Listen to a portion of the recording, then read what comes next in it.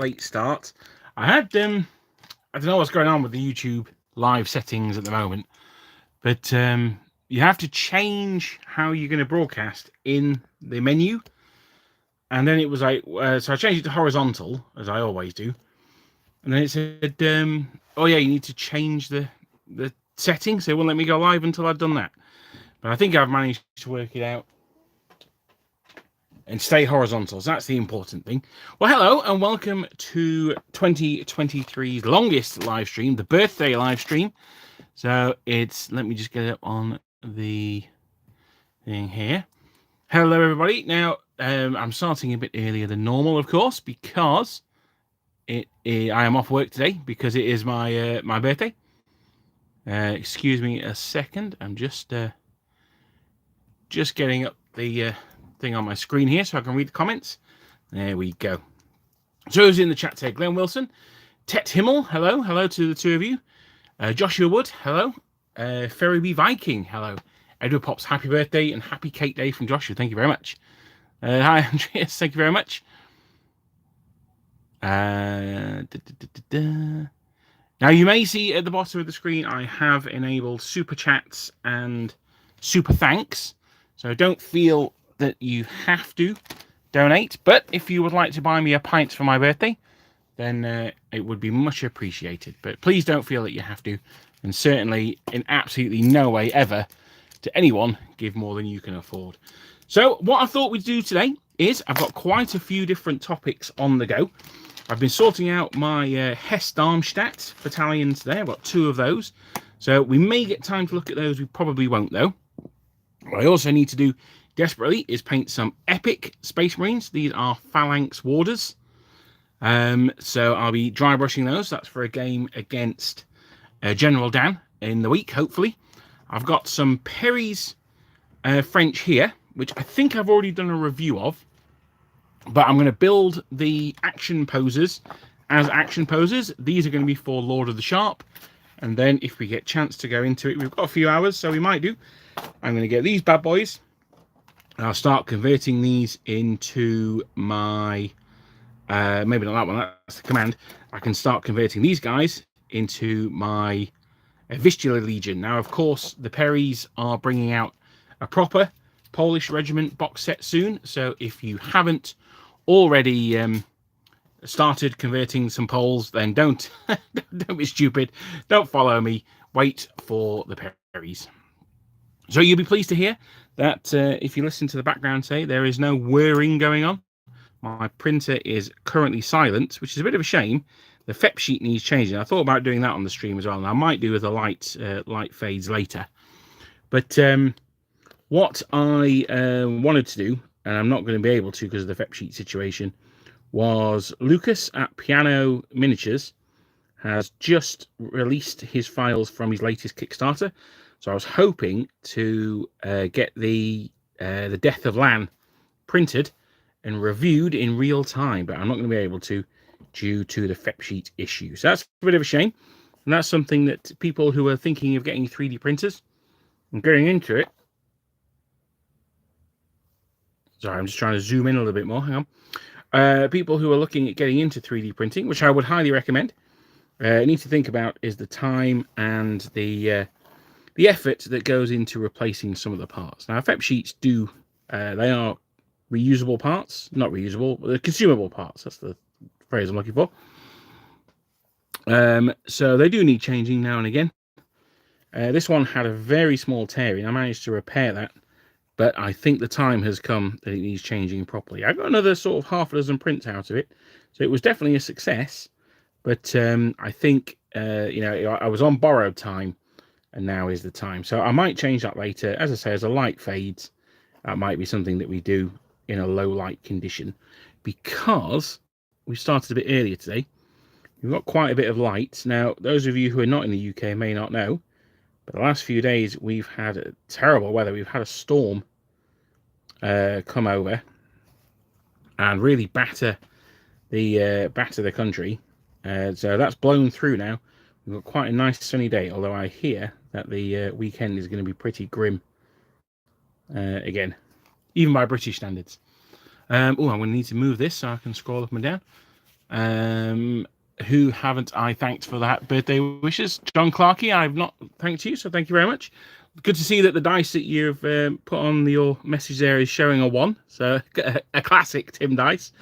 Good to see. Dan, is this the early bird special? Absolutely, absolutely, it is. I'm getting to that age, man. It's getting so bad. I can when you've got more years than teeth. That's saying something, isn't it? Really. Happy birthday, Bacon Lord Kenzie. Thank you very much, Kenzie. And thank you very much for being the Lord of Bacon. Who does not love bacon? Well, I don't like bacon, but I know most people do. So I'm happy to go along with that. Joshua Wood, your videos have been a bottomless well of helpful knowledge in the last couple of weeks for my group. Well, thank you very much. Unparalleled from my experience. Thank you very much, Joshua. That's very kind of you to say. I hope that you've got something out of them. Thank you. So I'm just dry brushing these guys. I've washed them with the Citadel contrast already. Now, yellow is traditionally a very difficult color to paint. The contrasts make it much easier. Now, I've made it more difficult for myself because I'm an idiot, and I have started washing the army with the darker of the two yellows. In my defense, I don't think the lighter yellow was out when I started painting them. So, for that reason, I'm taking Phalanx yellow, which is a very bright yellow, as you can see. And I'm just dry brushing that over the dark yellow. It's almost like an orangey yellow. I'm just dry brushing it over that. I'm picking up all the details and getting ready for Epic, which I am super excited about. I cannot say how excited I am about Imperialis that Games Workshop will be hopefully bringing out this month, I should think. I do like mini men to the extent that if I didn't have so many 28mm figures, I think I'd definitely be up for a bit of Warlord Epic games. So what about you guys? Do you prefer the larger scales, or do you prefer smaller scales? Do you think that different periods suit different scales? So I think that 15mm is pretty good for World War II, but I think it's far too big for modern, so that's why we play Team Yankee in 6mm, despite actually having a 50mm army, or two 50mm, well, three 50mm armies actually, but I tend to play Team Yankee in 6mm. So do you guys prefer larger models for the extra detail and the look on the tabletop? Do you prefer smaller models because they're cheaper and you can have a more massed battle look? Or do you think that different eras are better with different size models? Let me know in the comments while I get back. So Major Clanger, hi from Huddersfield. It was nice to chat with you. It was really nice to chat with you, Major Clanger. It was nice to see you again, buddy. Thank you for jumping in on the live stream and saying hello. It's always nice to say hi to people. Did you buy much at the Leeds show? I ended up buying a roll of magnetic tape. That was all I bought in the end, but it was a day out. So that's how sad my life is at the moment. It's a day out, and that was the bonus. Although I've said that, actually, it didn't rain this year. Usually when I go to Fiasco, it's absolutely tipping it down. But at least it was dry this year. Lost Six says message retracted. Oh dear. Let me scroll up again. Lost Heretic, happy birthday, Brian. Thank you very much. Happy day to you. I guess it's a bit like when people say enjoy your food. When the server says enjoy your food, you go, you too.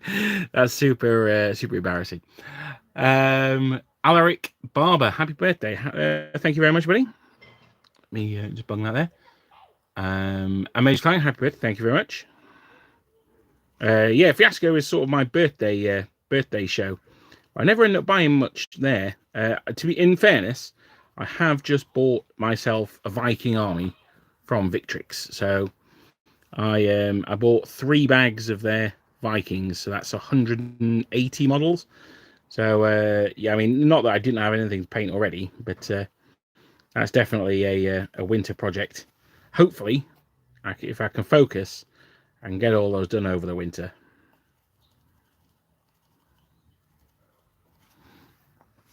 So there we go, a nice, quick, easy dry brush on all of those. That's them done for now. I'll put them to one side. They've got detailing to be done, but I don't know if I'm going to do that today. I might come back to that. I just wanted to get that done. I've been wanting to do it all day, but the yellow has been up here in the painting room. So I've been like, I'll wait till I get up there to do that. So let me just wash this out.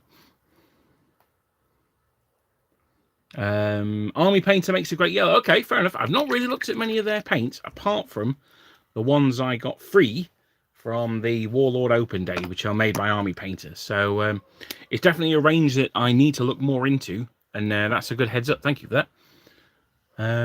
Let's have a look. If Warlord make AWI Epic, I might sell all my red coats and switch scales. Interesting. Black powder, 28mm table sizes are too much. That's fair enough. I think if you're not in a club, finding 6 foot by 8 foot tables is something of a is not easy. I'm not going to lie. I brought up a flask of coffee, so that should keep me lubricated on the day.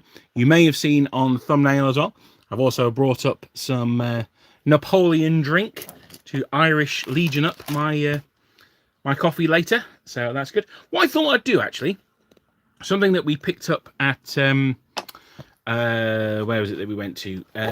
Partisan, was some Zvezda. Now, these are a Russian manufacturer, so they're unsurprisingly, I guess, difficult to get hold of these days. But what I thought we'd do is, I know there's a lot of people both in my community, well, not my community, in the Napoleonic Wargaming community, and in the community in general, who are into 20mm gaming.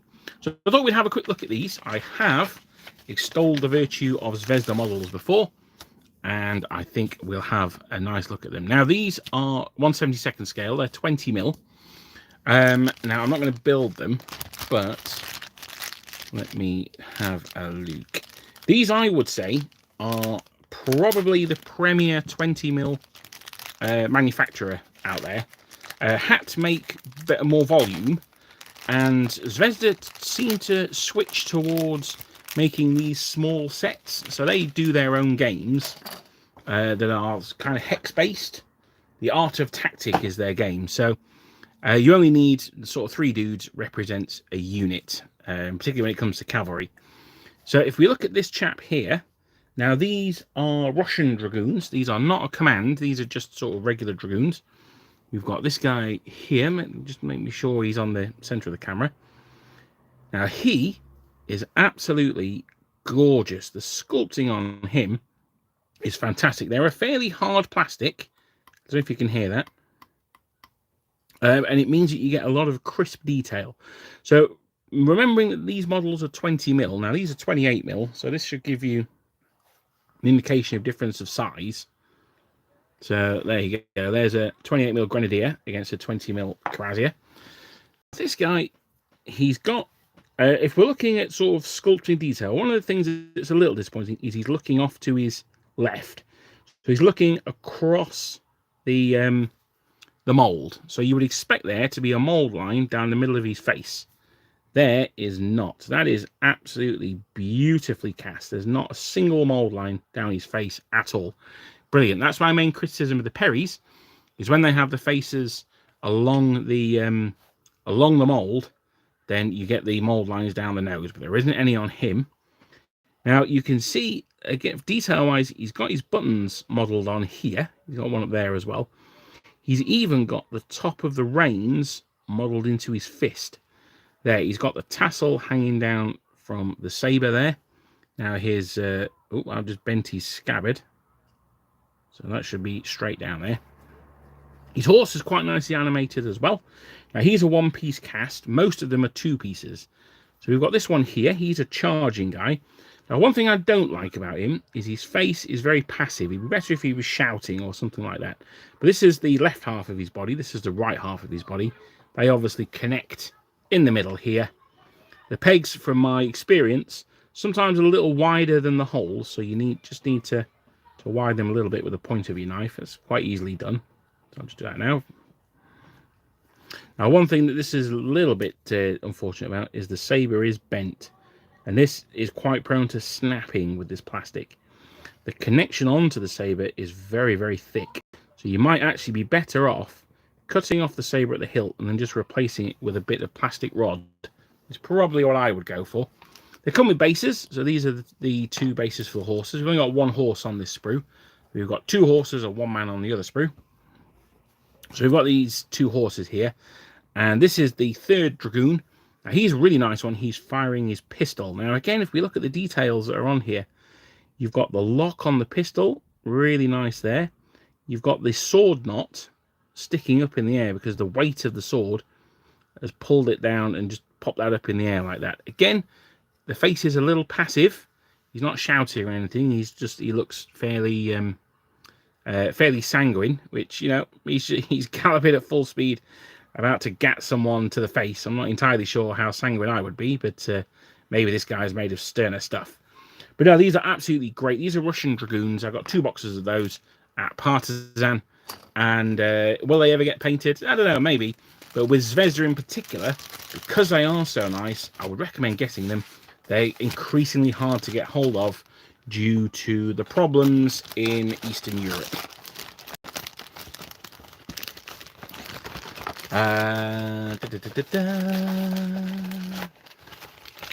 Let's see. Major Clan, you got some Eagle Miniatures Austrian Naps. Very nice. Yes, I saw Eagle Miniatures there. I was going to pick something up, but I couldn't really justify it in the end. So let me scroll up to the chat. There we are. 12-pound battery. Oh, very nice. And some Perry Jaegers. Were they Austrian Jaegers? That's quite all right, Glenn. And B&I Gaming. Did not know it was my birthday. There's no reason that you would. That's absolutely fine. But thank you for popping in. Don't think I'll ever understand what's so good with 20mm, but try not to judge. It's a good mixed scale between 28mm and 15mm. And what I really like about it is the availability of the figures is astronomical as well. It's very easy to get hold of figures, even from non-gaming shops. You tend to be able to find, or used to be able to more so, in things like corner shops and things like that. Although now you can probably get them in some places that you wouldn't normally get wargaming figures. But what we're going to do is we're going to build these 8 Perry miniatures first. Now, as I say, these... Oh, are you? Oh, you're a vampire. Right, these are for not sharp practice, Lord of the Sharp. So these can be fairly animated. Now, I'm looking into my box, and I don't think I've got any Grenadiers yet. So I might do these as Grenadiers. Because if you've got the option to give a guy a bearskin, why would you not? That's the question that I have to ask myself. So across the pond, thank you very much. Thank you for dropping by. Olafson, happy birthday. Thank you very much. And Easy, happy birthday, man. It's a pretty lovely coincidence. It's also my birthday today. Well, happy birthday to you. So there you go. It's not embarrassing if I say it to you. That's fine. My family's gifted me a 172nd scale French foot artillery. Ooh, very nice. Do you have any starting tips for them? As I just suggested with the Zvezda, I don't know where your foot artillery are from, although Zvezda do very nice French foot artillery as well. I would just widen the holes before you put them together. So usually with 20mm cannons, you'll have to put the wheels on and then attach the barrel.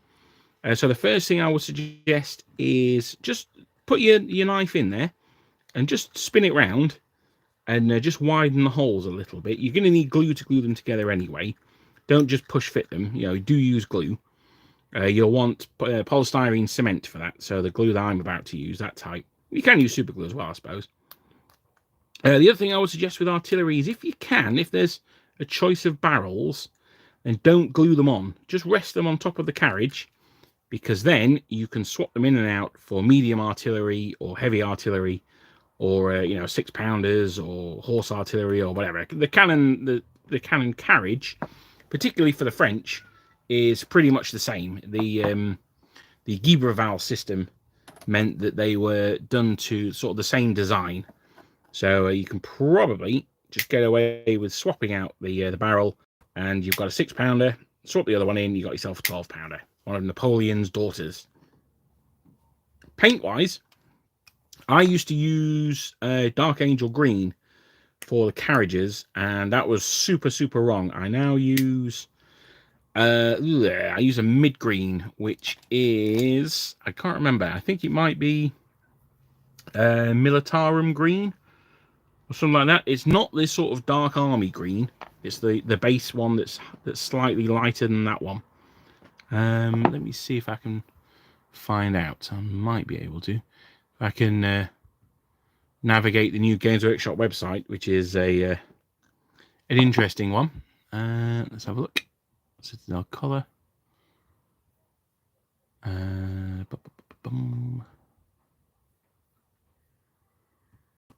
Shop paint. This is so rubbish to use. Right, here's a base paint. Yep. So we're getting there. Nope. Yep. There we are. So the green that I now paint my French batteries, and you might have seen the battle reports, the guns on the larger bases are this color, because as I'm rebasing them, I am changing the paint scheme on them.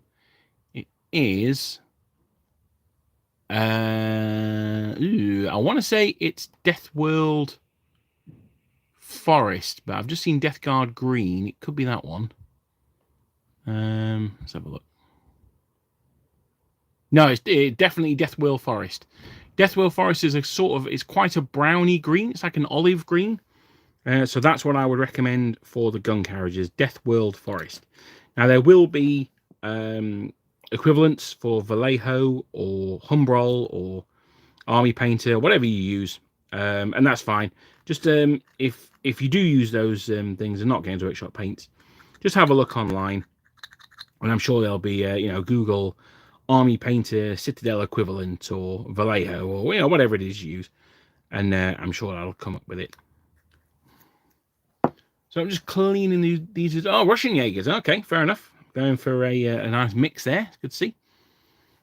Happy birthday, Richie Bonnie Lad. Thank you very much, Richie. Alaric Barber, Wargames Atlantic 95th Rifles has a knock gun. It certainly does. You now have knock dragoons. I love to mismatch. Yeah, fair enough. I mean, it would be certainly a useful weapon for a dragoon to have. A bit brighter green, cut slightly with a light null oil wash looks good. Yeah, fair enough. Yeah. Danny Allen, hello, long-time lurker here, working on my Austrians. Well, hello, Danny. Thank you for dropping by and saying hello. It's nice to see you, buddy. What Austrians are you working on at the moment? They take some working on, as General Dan will attest. Now, the tube for this glue of mine disappeared many moons ago. I'm sure there's probably an anime series on the adventures of the tube of my plastic glue, but I don't know where the hell it's gone. So I have to be careful that I don't put too much glue on. There we go. So he is good to go. That's 2 down. Where's the rest of the sprue? There we are. Currently working on some Jaegers. Oh, very nice. I do like Jaeger. I like Jaegers from both the Austrians and the Russians. I like the Austrian Jaegers because they wear that dark grey. I think it's called steel grey. I think it's called, and they've got the like the big floppy hats, like the Australian turned up hats, which is always cool. And it makes a nice change from painting white all the time, especially as they got black straps as well. So you don't even need to paint those white. And the Jaegers are pretty cool as well. They'd be pretty good troops. A lot of fighting on frontiers, particularly against against Ottoman Albanians and troops like that. So that's pretty cool. I'll bung that on the top there so I don't get high. Well, I am resisting getting high though. Let's get Irishing up this coffee a little bit. As the stream goes on, I might get even less coherent than I currently am, if such a thing is possible. But let's see how it goes. I'll pop that in there. Give it a stir with the old paintbrush. Lovely.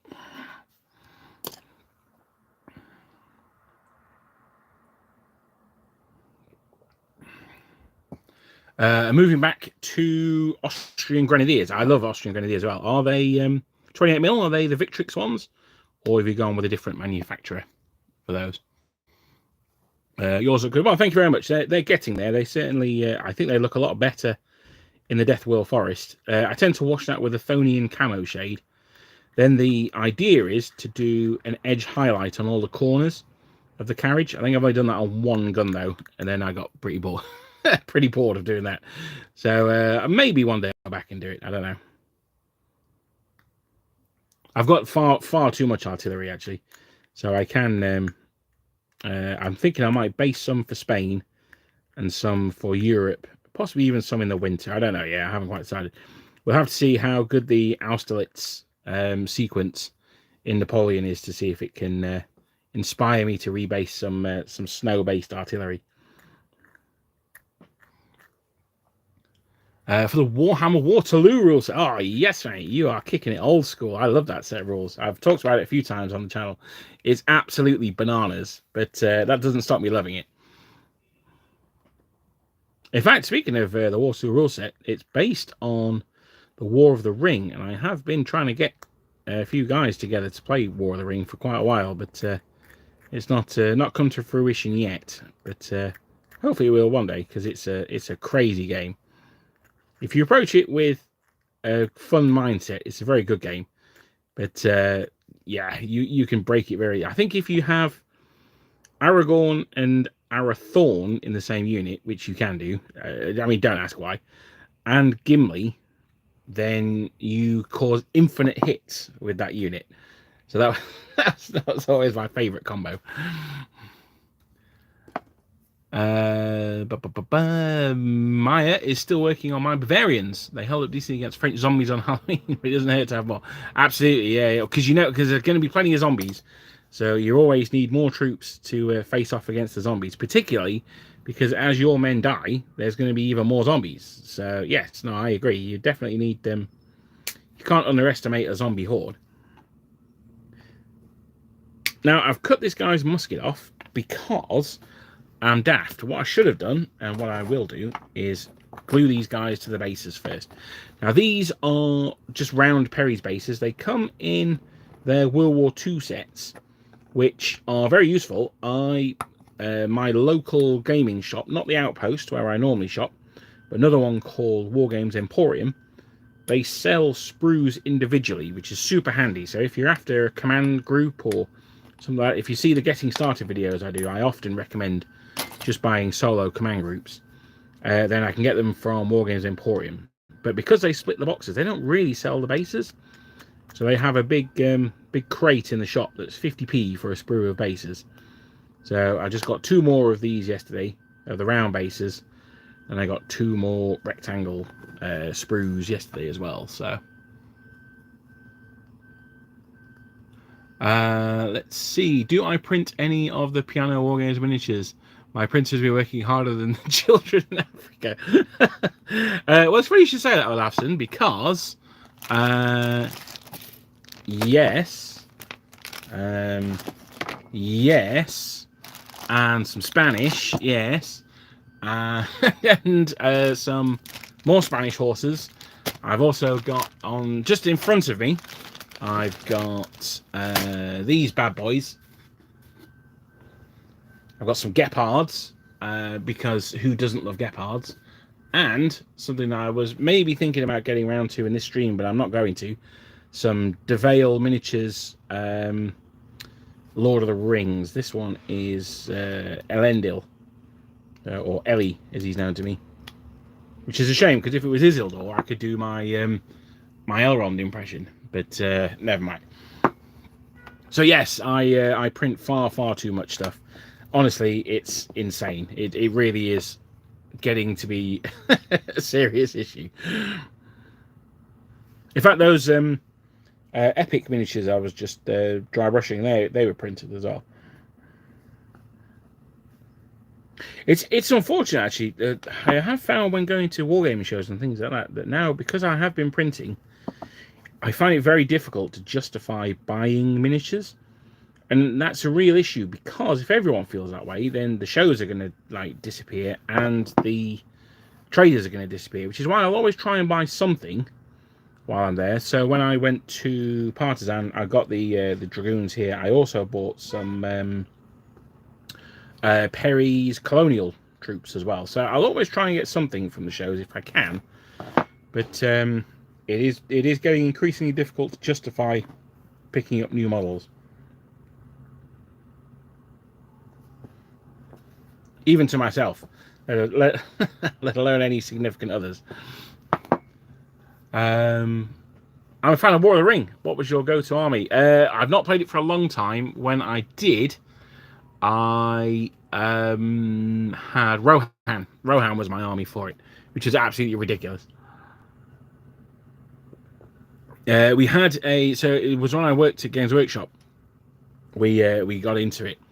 So we built an army each, and then had like a mini tournament after work one day. So I had Rohan. My friend James had Army of the Dead. The boss, I think he had Urukai, which I now own actually. I swapped them for a Necron army. And the other guy who worked there, Jack, he had Dwarves. Now it was seeing his Khazad-dûm army that got me really into Khazad-dûm Dwarves. So that's one of the armies I want to do next. But I've actually got a very busy month this month as regards Lord of the Rings. I've got a one-day tournament in a couple of weeks at Boards and Swords. Now, Boards and Swords is a store in Derby. They have 2 days a year that they do black sails games, like huge black sails games. They do Trafalgar, which they did recently. They do them on the anniversaries of the battle. So they recently did Trafalgar. And then they do the glorious 1st of June as well, which is where the British destroyed the French Revolutionary Navy. I'm not sure if they do Battle of the Nile. They probably, well, pretty sure they don't. I'm sure they could do if someone asked them. But yeah, he's got cabinets full of ships, all rigged, and he's got like wrecks with the sails going by the board and all sorts of stuff. Yeah, it's a really cool shop. If you're ever in the Derby area, then I would highly recommend. So he is loading his musket, this guy. So there's a choice of arms. I can either have him opening, I can either have him using the ramrod, I can have him biting the cartridge, or I can have him opening his cartridge pouch. So for this one, I think I'm going to have him using his ramrod. So that's this arm here. Excuse me while I just do this off camera. It's a bit weird, this arm. That the connection is, you have to sort of cut it off vertically. It's a bit weird. Danny Allen uses 28mm Victrix. You are a wise man, sir. My Austrians are, well, they were originally Victrix. They're more increasingly now Piano and Raphael miniatures, but the only ones I've actually got painted in a unit, Grenadier wise, are the Victrix ones. And they're nice, so you get the mounted officer with them, which is a really nice touch. I really like the Victrix Austrians in particular. Now, I saw earlier on that someone had said that you found it difficult. You thought you would find it difficult painting white, but yeah, it's an interesting one. I'm sure General Dan, as he's not given his white recipe in a while, but he. Oh, hang on, tell right. Yeah, this guy is a. There you go. Just put his arms on wrong. Yeah, General Dan uses his white. He does almost an off-white, which is probably the colour that they would have been in history. They wouldn't have been bright white like mine are. And he uses a good mixture of colours. But no, I certainly think nowadays painting white's not as... it shouldn't be as intimidating as it used to be. And that's why his arm's not matching up properly. There's a big bit of flash on the back of it. Someone's asked what set these are from. These are the mid-war Perry's French. I believe they are 1809 to 1812, maybe? So I've been using most of them to make my Vistula Legion. But the skirmish ones I've been basing individually, and they are going to be the basis of my Lord of the Sharp army. Oh.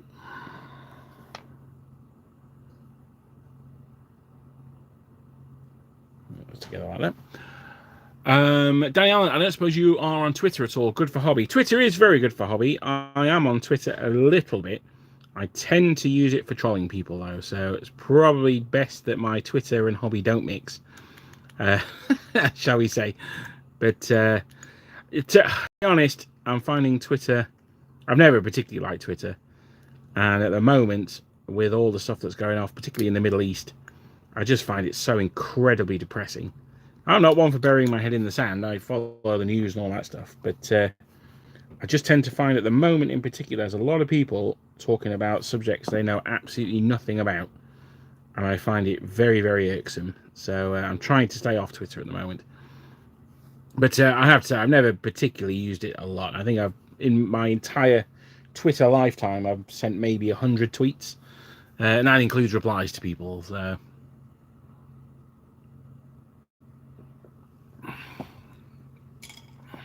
That's quite all right down there. No worries at all. It's here for people to drop in and out of.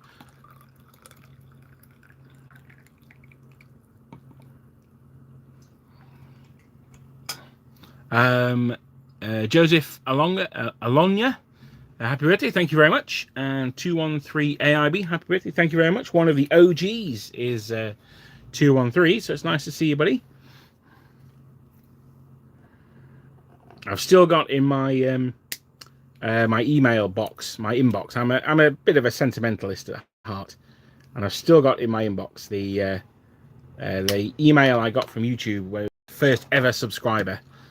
So yeah, no, that one's still there. But I know 213 AIB, you have been a channel member since the early days, so thank you very much.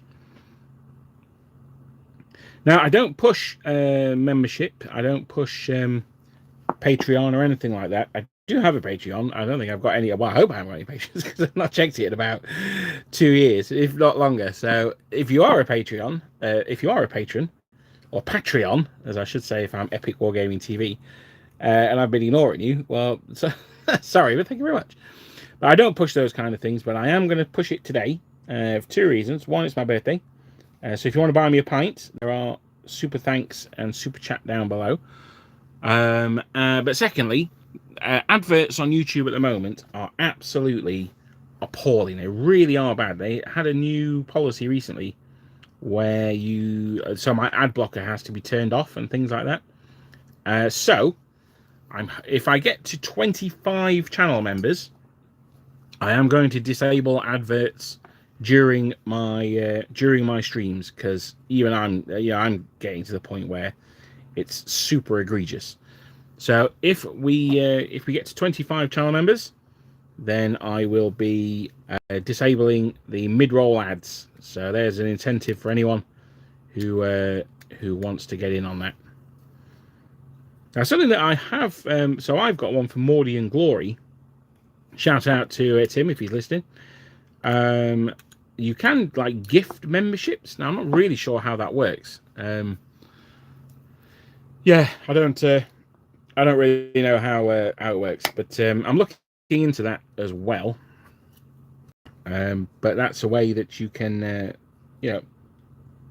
help support creators, particularly if they don't have adverts on their channel. And as it's currently going, I think the adverts are really damaging the user experience on YouTube. Why aren't figures manufactured in one piece so assembly is not required? Well, I'll be honest with you, buddy. I can understand why. It's so you can have a much more dynamic pose. You wouldn't be able to have a photographic guy firing like this with a gap between like the arms and the musket and things like that if you did it in one piece. Now, there are a lot of manufacturers out there that pre-build the minis. The Song of Ice and Fire game, the Simon stuff, is all pre-built. It's not one piece, but it's built by the Chinese factory or Vietnamese factory, wherever it is. They build it for you, which is super cool. 3D prints, they're usually one piece. If they're not, then I'm usually a little bit I can just about forgive a head option, but yeah, so it is annoying, and I must confess, as I've done more and more 3D printing, I have been far less excited with building models than I used to be. It used to be my favorite part of prepping for battle was the building of the models, the posing of them and things like that. I do quite enjoy it still, but when it comes to the 200th marching guy, well, I just want them. I just want them done. So let's get this guy in here. Have I glued the wrong arm on there? It looks like I have. No, I haven't. I've just glued his arm way too far forward. There we are.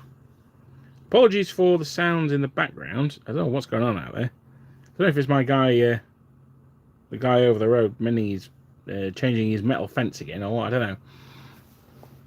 So there we go. He is looking sweet. Danny Allen, happy birthday. Well, that's okay, mate. No worries. What armies are these for, Andrew? They are for my Peninsular War French. They are going to be a skirmish army, so I'm hoping to have about 30 of them by the time I finish, maybe a bit more. And they will be for the Lord of the Sharp that I keep promising. I've released the initial rules I've done in my Discord, but they are in very, very, very alpha testing stage. I need to get the armies together, have a few games with General Dan and anyone else down at the club that's interested, and see if we can take it from there. Buy hat minis for One Piece. Yeah, no, hat minis. They are all One Piece. They're quite nice as well. I mean, it depends on the range, but they're not too bad. Their new 7 Years War Austrian range is absolutely gorgeous, and in fact, is tempting me to get an Austrian 7 Years War army.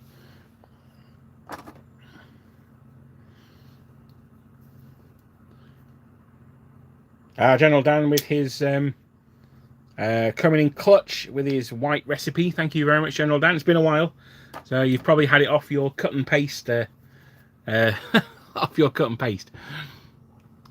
But yes, no, that looks really nice. It's a good. It looks like unbleached wool, which I believe is actually what the color of the uniform. So when people say it's white, it wasn't really. It was a sort of wool color. Hexagon's scholars. Yeah. Is there anywhere to post pics of what we're working on?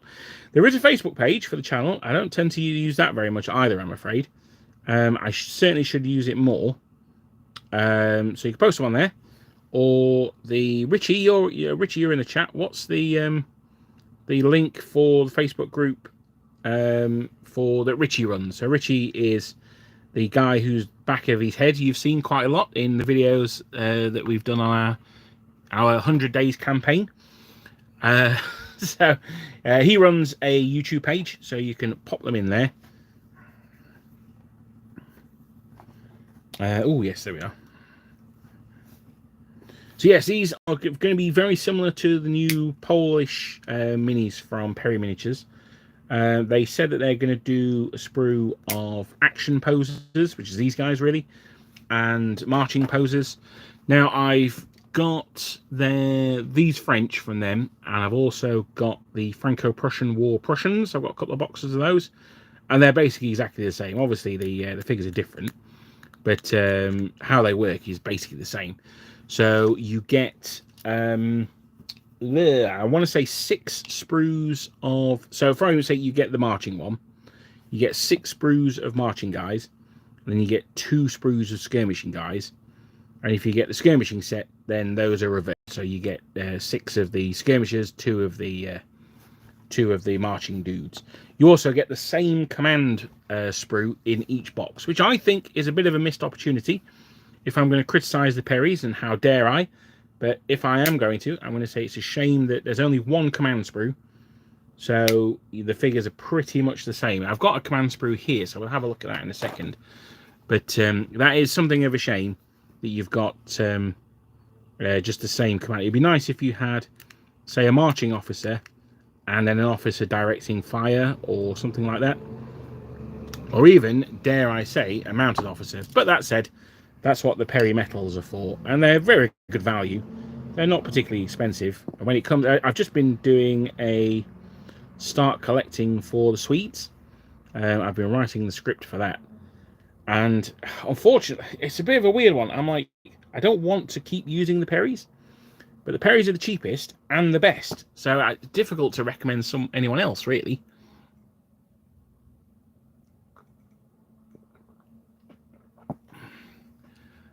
I like the multi-purpose models because you can modify them. You certainly can. I have a French Old Guard Grenadier throwing muskets like spear. Okay, fair enough.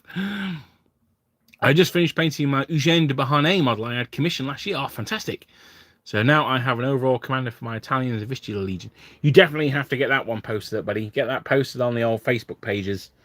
I think it's Black Powder 28mm is the one that Richie runs. So yeah, pop it up on there because I would absolutely love it. You know that Eugene's my my man crush. So I have to say, for a man crush, he's particularly not good looking.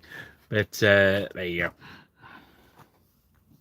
Thank you, Vincenzo. Happy birthday. I did indeed have a very good day, although it was very wet, which meant that I had to go into the bank anyway. So unfortunately, I did have to go out in it. But that's the problem. See, it's only fairly recently. It's only in the last probably 7 or 8 years that I've had a Monday to Friday 9 to 5 job. Before then, it's been usually in retail or in hospitality, so I've had to work evenings and weekends. So it's super weird now not being able to get a haircut or get to the bank. I had a few years ago. I was working every Saturday as well, and I just my hair was like super long because I just didn't have time to get a haircut. You can buy the model from Steve Barber Minis. Oh, all right, cool, okay. It is, I think it's Black Powder 28mm is called on Facebook, or just the Napoleonic one, I guess. But I know the Black Powder 28mm one is a bit more chilled out. Richie's no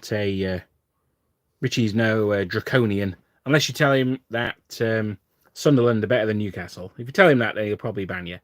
But it's also not true.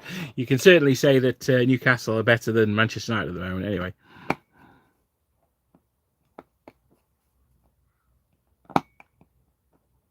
Now, because I've done this guy with the running arm, there's not necessarily a specific arm that goes with it, but I'm going to use this one here. So he's sort of running, swinging his non-musket holding arm. Now, I've made a bigger mistake here by not cleaning him up before gluing his backpack on. So let's go back and do that now. This is a really good thing about plastic glue. Because it doesn't dry instantly, you can still manipulate it a little bit. Take it off. Now I'm putting it back on. I'm squeezing it as I'm putting it back on. That should cause it to bond just as well. And then a little dabble do you. I'll run some onto the backpack there as well. So when that dries, that'll hold it in place a little bit more. Bung this up there. Oh, there's a little bit of flash on his arm as well. I'm not doing a very good job of this at all, am I? There we go.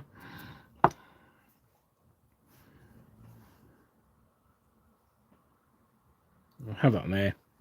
We've got him running forward to take position to get shot by Harper or something like that. So he's over there. Now I will give a I'll give a shouting head to, I think. No, I'll give him the non-shouting head. The shouting head can go to the guy who's just jogging. You can be giving orders.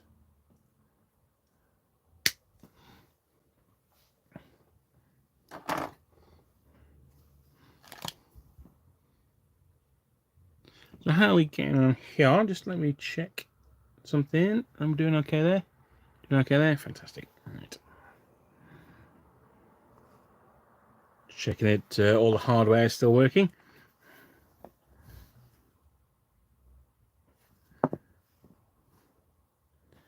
Now, one of the big things with heads is a lot of people will put them on with no real thought about what the model is doing, or if they do, they make it just looking a bit boring. So let's take this guy here as an example. I can stick his head on like that, and he's looking straight forward as he's running. So that's fair enough. But if I tilt his head slightly, he's looking off to the side. That's a lot more of a dynamic pose, that one. He's looking over there, and he's wondering what's going on around him. And that is a $20 super chat. Thank you very much, AIB. Thank you very much, buddy. That is insanely generous. Thank you. I will be well spent on beers. Don't you worry. Thank you very much, buddy. Thank you. As I say, 213 AIB, one of the absolute OGs of the channel. Yeah, he's been supporting the channel since the early days. So thank you very much, buddy. That is really, really appreciated. Thank you, man. Right, now, I'm going to have this guy here. As I say, I'm going to have him as a little bit of a boss man. So I'm going to... Well, he's going to be shouting. So I'm going to have him pointing off into the distance as well. He's going to be commanding troops. He's not necessarily an officer, but he could be an NCO. So we'll get him on there. And then we'll bung him up there.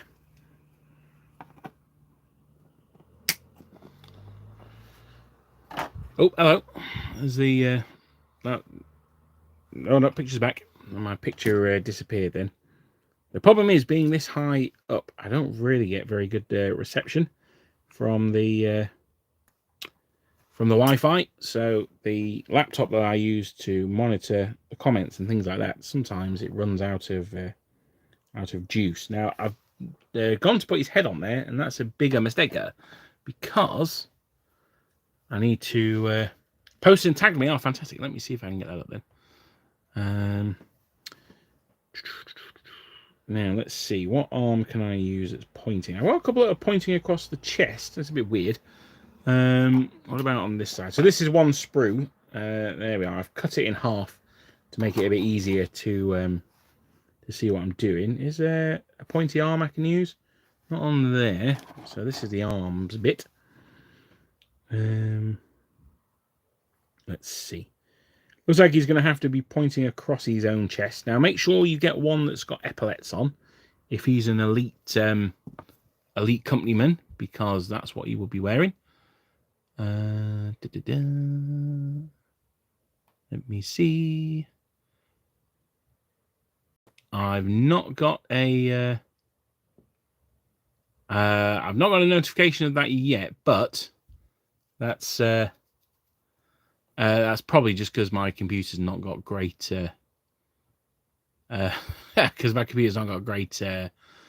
reception up here. Sorry, and this is really top quality journalism, this, isn't it? Sorry.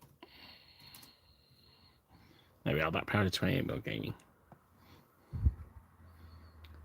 You know, I can't resist a chance to see my boy Eugene now. I wonder if he's going to be in the film. That'd be interesting to see. I think he is, actually, if I remember correctly. Ah,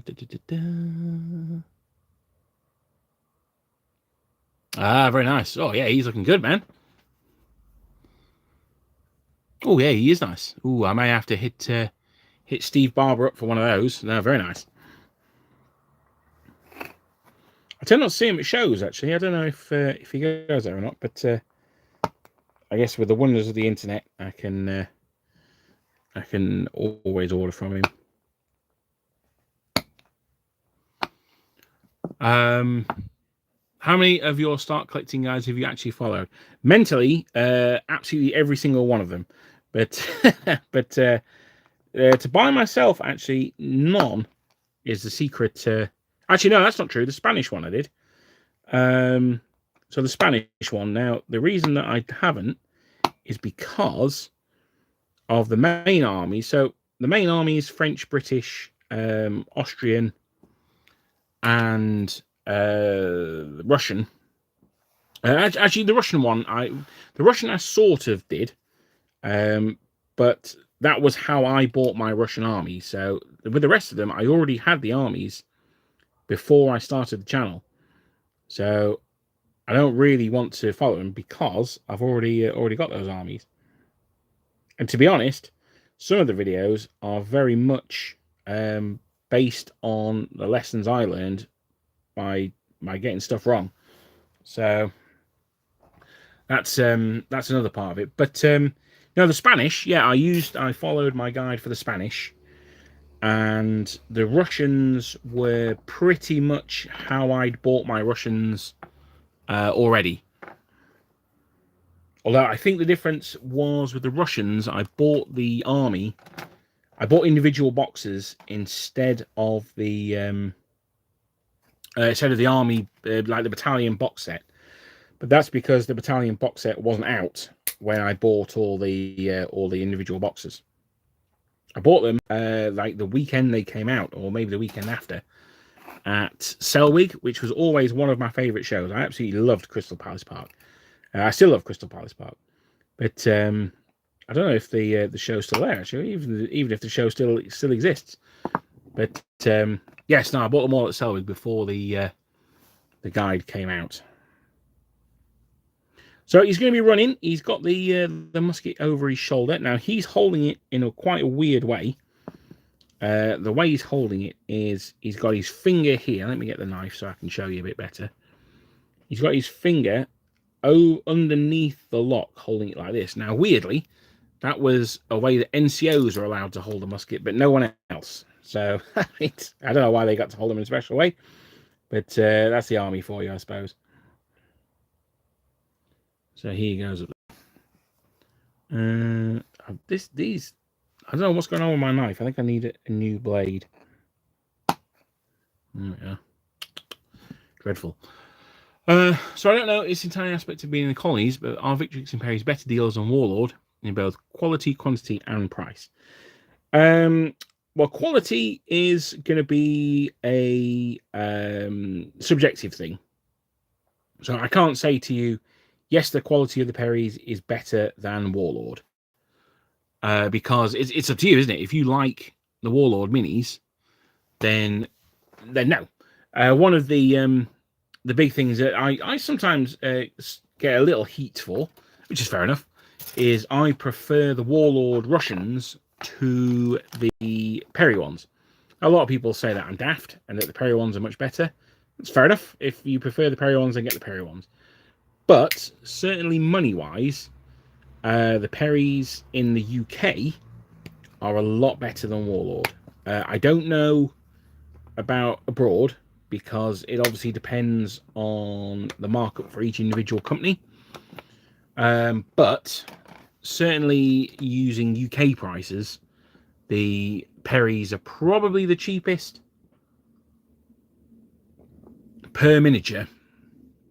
I think Victrix are probably the middle one, and I would say that Warlord are probably the most expensive. Now, I don't necessarily have a problem with a company being the most expensive. Say Front Rank are more expensive than the Perrys. Now, I don't have a problem with that because Front Rank figures are really, really nice. But by and large, I tend to find that the Warlord minis are not as nice as the Perry ones. Now, again, you know, opinion will vary, but I think most people prefer the Perrys to Warlord. Some of the Warlord figures I think are absolute abominations. I'm going to say it. Something like the British Household Cavalry. I mean, yeah, it's nice they've got pistols. There's no one in there with a pistol, but just shocking. It's very rare that there's a Perry set that I'm like, that is absolutely appalling. In fact, I can't really think of one. The only thing that I would say I do like about Warlord as well, and again, there's a lot of people disagree with me here, and that's fine, is I do like their marching British as well. The fact that the Perrys, their British are all in action poses is really nice, but there are times you just want marching dudes, and I think the Warlord ones are actually pretty nice for that. I've painted quite a few. Now, I have to say that the vast majority of them I've not painted as British. So I've painted 4 battalions of the Warlord British and a battalion of Hanoverians, which are basically the same bodies, but just with different heads. And I've painted one of those as the Hanoverians, one as the British, and then the other 3 I've painted as Americans. So I'm not painting them as British, but I think they're quite nice, actually. Victrix-wise, they are... I really like the Victrix ones. They're quite expensive. Well, they can be expensive for the newer sets, but you get a lot of models in there. So it's a thing of you've got to dump a lot of money at once. So, for instance, these Vikings I've just bought a whole army. Now, I bought them from the outpost, so I got them for under £100. But it's 180 models. I'm like, oh, that's a lot of guys that you're staring down there. So that can be off-putting as well. But I would suggest that, particularly if you're international, that you look at the Perrys first. I believe they do. Let me see if my internet's still working up here. It looks like it might just be. I believe they do free international shipping for over a certain amount. Don't absolutely quote me on that though. Let's have a look. Shipping and returns. And if they do, then let's have a look. Delivery. Right, it doesn't say that they do, but then it doesn't say that they do free postage on the UK ones either. But I think they do if it's over £200. So it might be worth checking that out. Just filling the cart with stuff and seeing if it says free shipping. But certainly, if it were the getting started style ones, you might be worth getting the £100 for month one, putting it to one side, and then ordering everything together from the Perrys and just getting it sent out in one package. That might be the best way of doing it.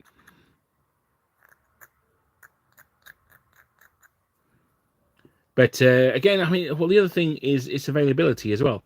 It's you could have the world's greatest models for 10p a model, but if you can't get them, well, that's of no use to you. If you've got models that are okay, that are £2 a model, but you've got them at the corner of your road, well, you're best off going for those ones, aren't you, really? So I think there is something to be said for the availability of Warlord.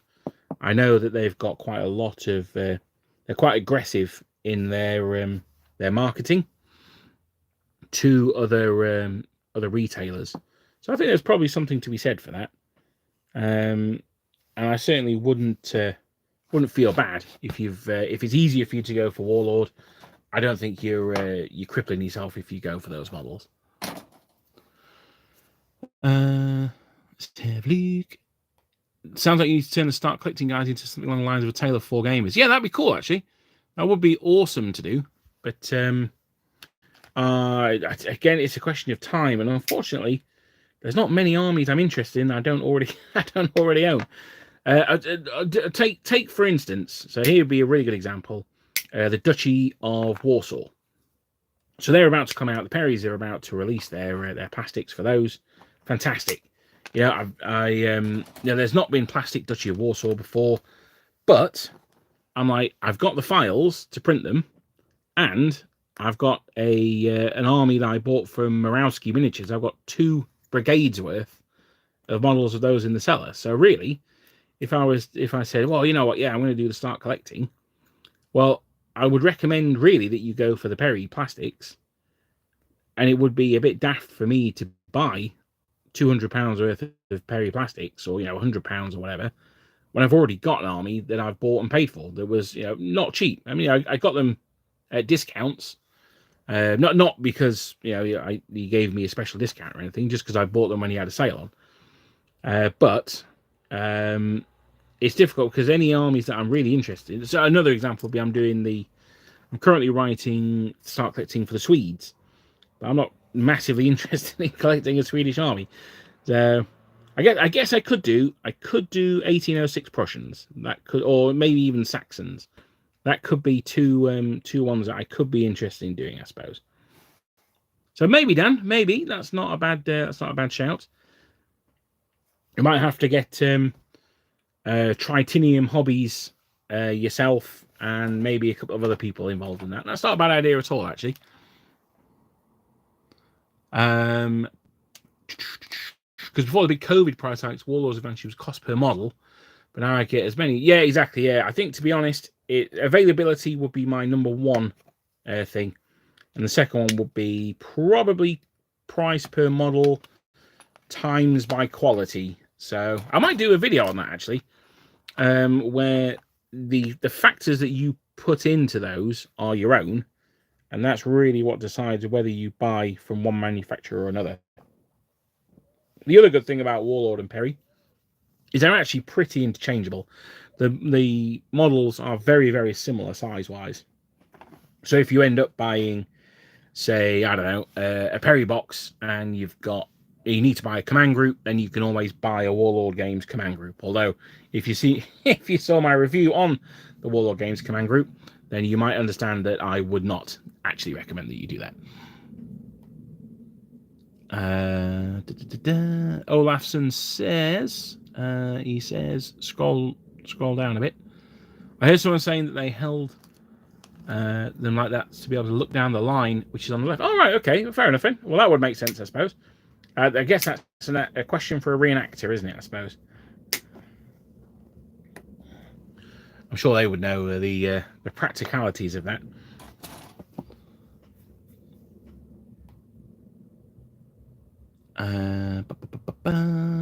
Perry's, I'm so looking forward to their Dusty Warsaw box. Yeah.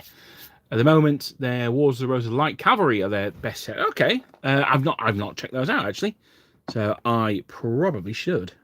Wars of the Roses is interesting. I bought, so the shop I mentioned earlier on, Wargames Emporium, they used to do a lot of second-hand models, and then they kind of drifted out of doing that. But occasionally, they still get second-hand models in.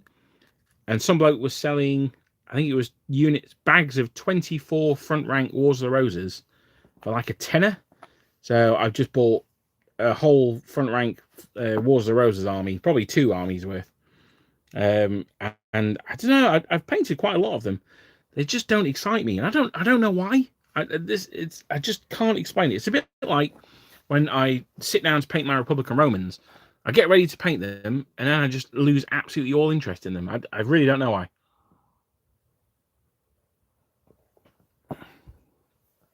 The Warlord Games Metal Hanoverians are appalling. Yeah, sorry, that's fine, mate. Don't worry about that. They are not great. That is for sure. Hello, Bub Creature. Open a dollar. If you're abroad, you need to look at tax import duty. Yeah, no, that's true, actually. One thing that you... Now, well, hang on. I'm just going to turn the light on, and I'll be back, because I'm not sure.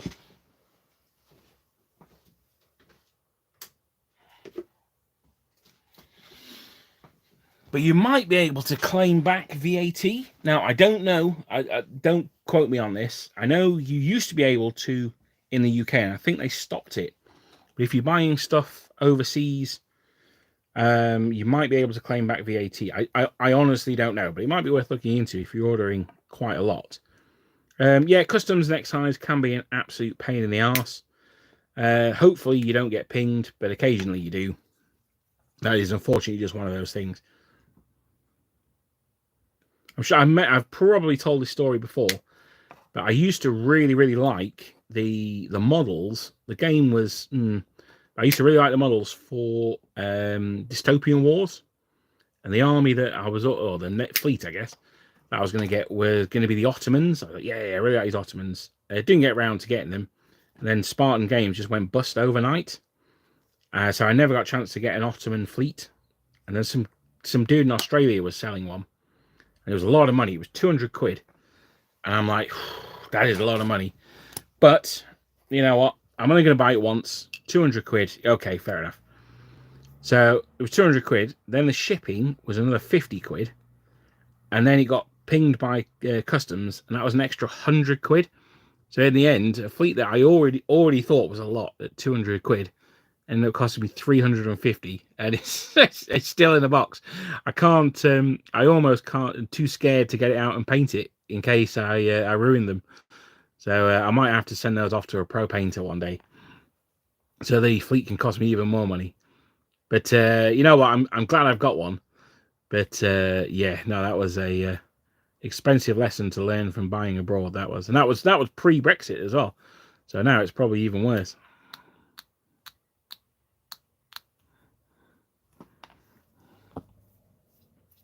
You're trying to paint those 1896 Sardinians, absolutely, or the Crimean War ones where they had their own independent army. That's one for Merlin. That one he likes his obscure rando armies, so I'll let him go for that one. The Swedes have me so confused. They have so many types of troops for regulars and militia. Their militia aren't really militia. It seems they had ways to pay them, and militia got less pay and land. Yeah, no, it is super confusing. To be honest, I've been lost in the weeds a little bit, which is why Scandinavia month has been postponed and may be postponed again, because I can't get my head around it. And if I can't get my head around it, I can't word it in such a way that will make it easily explainable to other people. So that's why I'm putting it back, because I'd rather not do it at all than do it badly. So that's why it keeps getting pushed back. So yes, it is very confusing. The Danes I'm finding a lot easier to do. I've written my my Danish script already, but the Swedes are a little bit more confused. Can't they just be like Gustav Adolphus as Swedes? They ride up to you and shoot you in the face and then ride off again. That was nice and simple. Money can be made, so why not enjoy life? Well, absolutely, yeah. But I didn't. But I could have enjoyed it a lot more if I'd had another 150 quid. I was. Oh yeah, no, that was a lot of. That was a lot of bread. Painting the Sardinian Royal Regiment. Oh, nice. That's something different.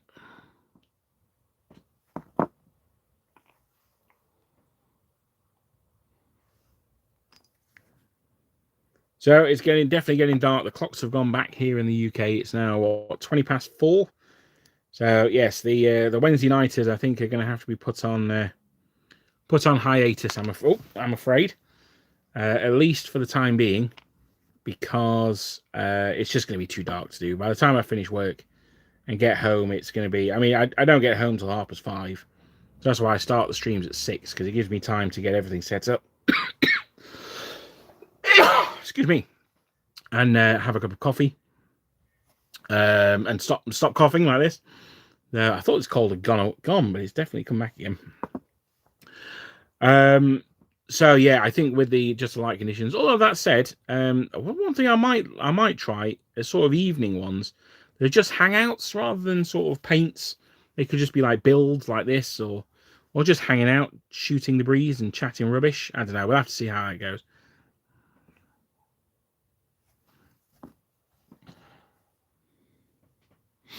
Yep, and Google Translate doesn't do Swedish to English very well. No, that's fair enough. The thing that's I've been most excited about with the Danes actually is all the naval stuff. But I know people aren't really interested in Napoleonic naval goodness. So as unfortunately of limited use for the channel really. But for me, I find it really interesting. All the Russian galleys and things like that, super cool. This guy's running forward with his musket. That's quite a nice animated pose, I think. We'll have non-shouty head for him, I think. There's 1 shouting head and 3 stoic non-shouty heads. So I'm going to save shouty head for someone stationed this time, I think. João Pontes, I've almost certainly massacred your name there, so apologies for that, buddy. But hello to you, my friend. I hope Portugal is nicer than it is here. Although, looking at the weather maps, looks like you guys have had the weather that's just as bad as ours. So at least we're comparable in that. There we go.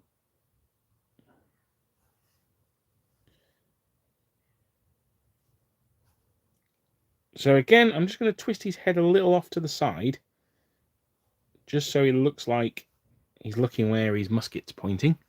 I'll pop it up there. I tend to usually, although I think I've not done that once in this stream already, I tend to do the arms and then the head, because it's the head that really gives the direction of the model. There's a thing called a golden angle, and that's the best angle to view a model from, and it's usually decided by the head. Not always, but usually. So by building the arms first, you can then position the head in such a way that creates the best golden angle.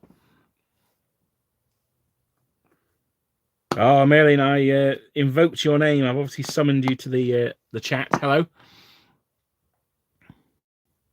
Semi-professional. Yeah, I think that's probably the best way of looking at them. They did also have like fanatic crazy mobs, though, didn't they? Which again is a black hole that I've stumbled down, but is very, very good fun. I'm not going to lie. Yeah, you guys have had bad weather there as well. Yeah, no, it certainly looked like it. It was going right down to Madeira, right up here. So yeah, it did look pretty grim out there. I do the arms first and the head as well. I find a slight turn can make the whole pose look very off. Absolutely, yeah. Or it can make the pose look very good as well. So, yes, no, I completely agree. And I think you can tell.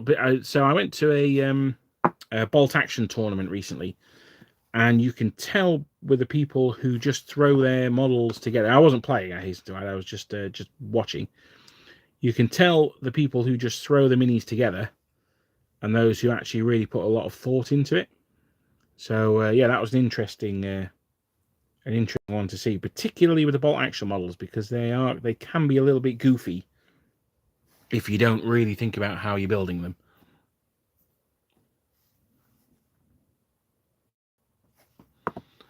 The pictures are out there. Yeah, they've sent out an email to people who subscribe to the newsletter, and as someone said, that they're on the website as well. People on their Facebook page. Yeah, there you go. So, I mean, they look exactly the same as these, to be honest. They've just got slightly different cut jackets, and different headwear. That's pretty much it, really. But no, they are looking good. I can certainly see myself picking up a box, but probably not much more than that.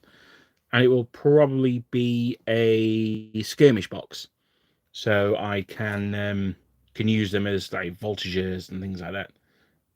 What? Oh, that guy's going into his pouch, isn't he? I'm going to pop him to one side because I've not quite decided on his offhand yet. That's what I'm going to do. I'm going to do a loading guy. I've not done one of those today. So let's do this musket. Oh, sorry. Well, I have done a loading guy. That's not true. But a guy who is holding his musket to prime the lock. So there we go. It's a bit of a funny one, this one, because they've put a number tab right next to the musket. It's quite difficult to chop the musket off without risking damaging it. So you have to cut it off the sprue first, then fire a little bit of sprue somewhere across the room. So there we go. I'm sure I'll find that when I'm not wearing any shoes at some point.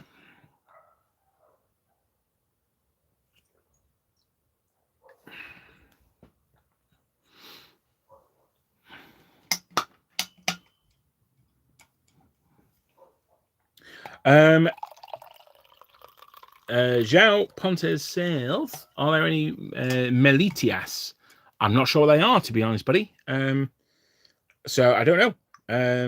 Are they like sort of guerrillas or light infantry, something like that?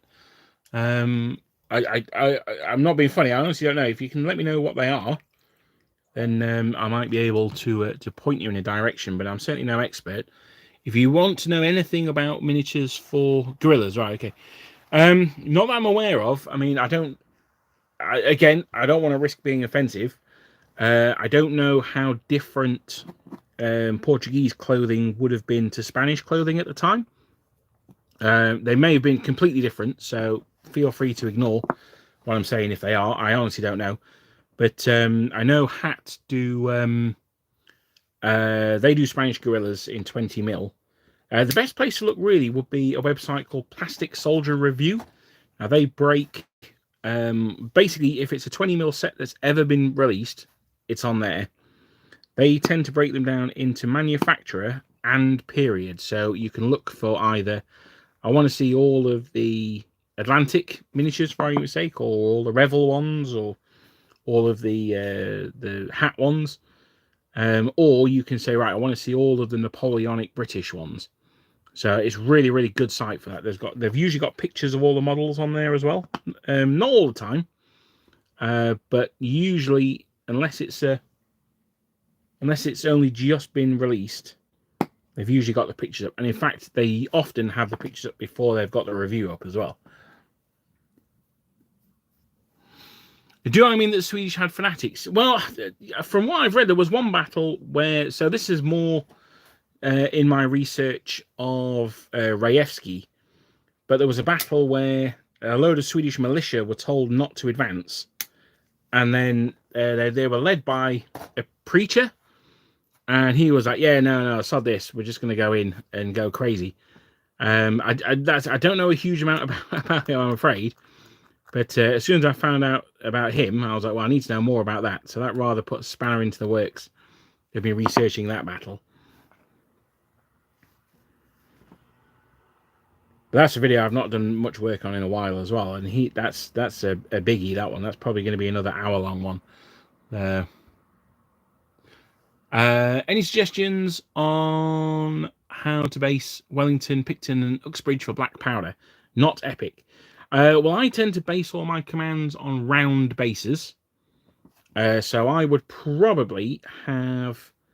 so I'd usually have 2 figures on a base. A general and an aide-de-camp or something like that. Now, my Picton is actually watching a couple of Highlanders and having throw them in a box. So I'm like, yep, no, these guys. The Duke, you could do like a little scenic with him. He could be next to a tree or something like that. But yeah, I would usually have the general and an aide-de-camp on a round base. I like different sized bases for different levels of commander. So 50 mil for a brigade commander, 60 for a divisional, and 80 for the army commander. Now that's gone up.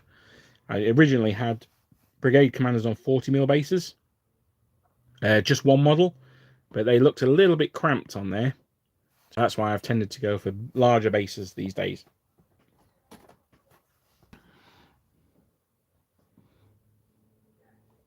I hadn't heard that, but likely a Finn. He may well have been.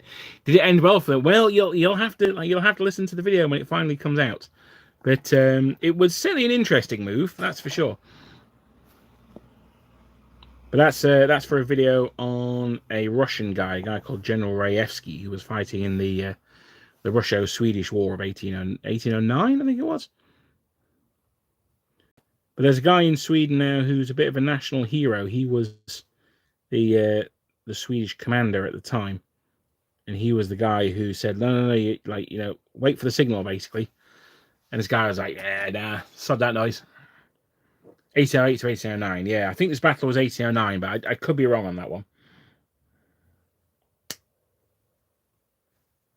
Yeah, the Russians and the Finns and the Swedes have certainly got an interesting history, that's for sure. I'm the new Nordic book for Team Yankee is just, I mean, don't get me started on that, but they're like, oh yeah, we think that the Russians might invade Finland in a Third World War situation. I'm like, I don't think so. I think there's a lot of things the Russians might have done. I think invading Finland was probably the last thing they would have done. The idea for a video series, small back reps of your start collecting forces competing in each other. That would be cool. I did that with the I've done a battle report of the 2 sides of the Waterloo box set fighting each other. That was against General Dad, that one. But yeah, no, I mean that's not a bad idea. As I say, the only problem is I don't tend to follow my start collecting guides, and that's not because I don't think they're very good. It's because I've already got the armies that I'm doing the start collecting guides on.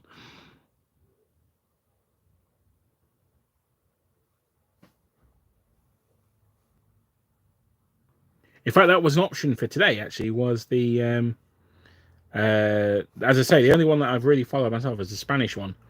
I did think I might start on my Spanish Carrazia regiment today, but I thought, no, I'll finish building these guys instead. And then I can put them in the box with these guys, which I've kept off camera so far. Where are we? These guys here. And that's going to be the start of my... well, it's the whole Lord of the Sharp army. It just needs painting. That's the thing.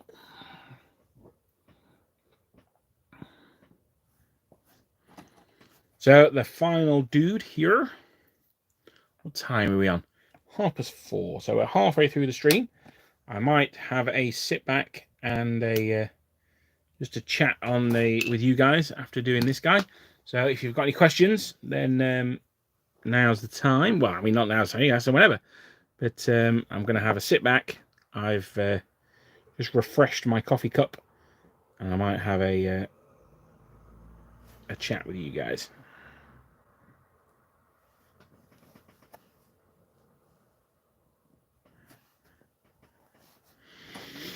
So that's that one. Now I've got... He's standing, so I could have him shooting. You know what? I am going to have him shooting. But rather than use the one off this sprue, I'm going to use the other shooting arm off this sprue.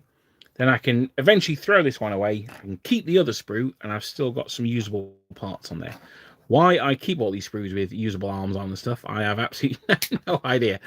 But you never know. There's going to be that one day when I can buy 1,000 Perry miniatures with no arms, and I'm going to be like, aha!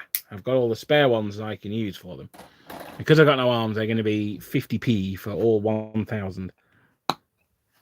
You never know. You never know.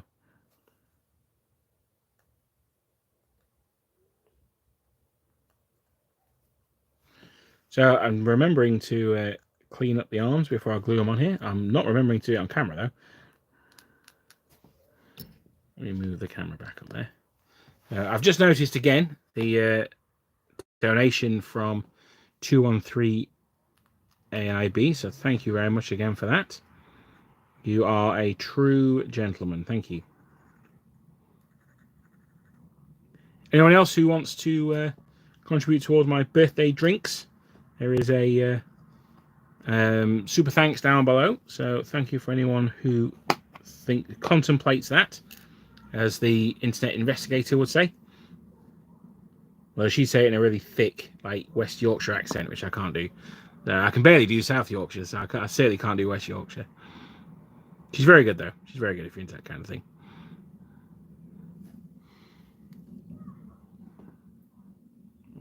Let's get this guy. So I'm just going to quickly dunk his wrist in there.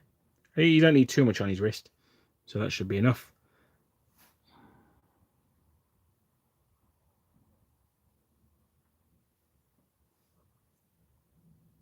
Oh, should have waited for his backpack dry first, really. Yeah. So with these, the backpack also, the pack contains the briquette, the short sword, bayonet frog there, the cartridge pouch, and the tails of the coat as well. So that's cool. There we go. Building minis is my least favorite part of the hobby. My gaming now refers to it as paying taxes. Absolutely. Well, again, you know, I don't want to be that guy, but I'm going to be that guy. 3D printing means not much building. So it does come with its own problems as well. Don't get me wrong, but I've been rather spoiled by the amount of 3D printing I've done and the amount of building I've not had to do recently. So it was nice to get back to these. Nice bit of a change.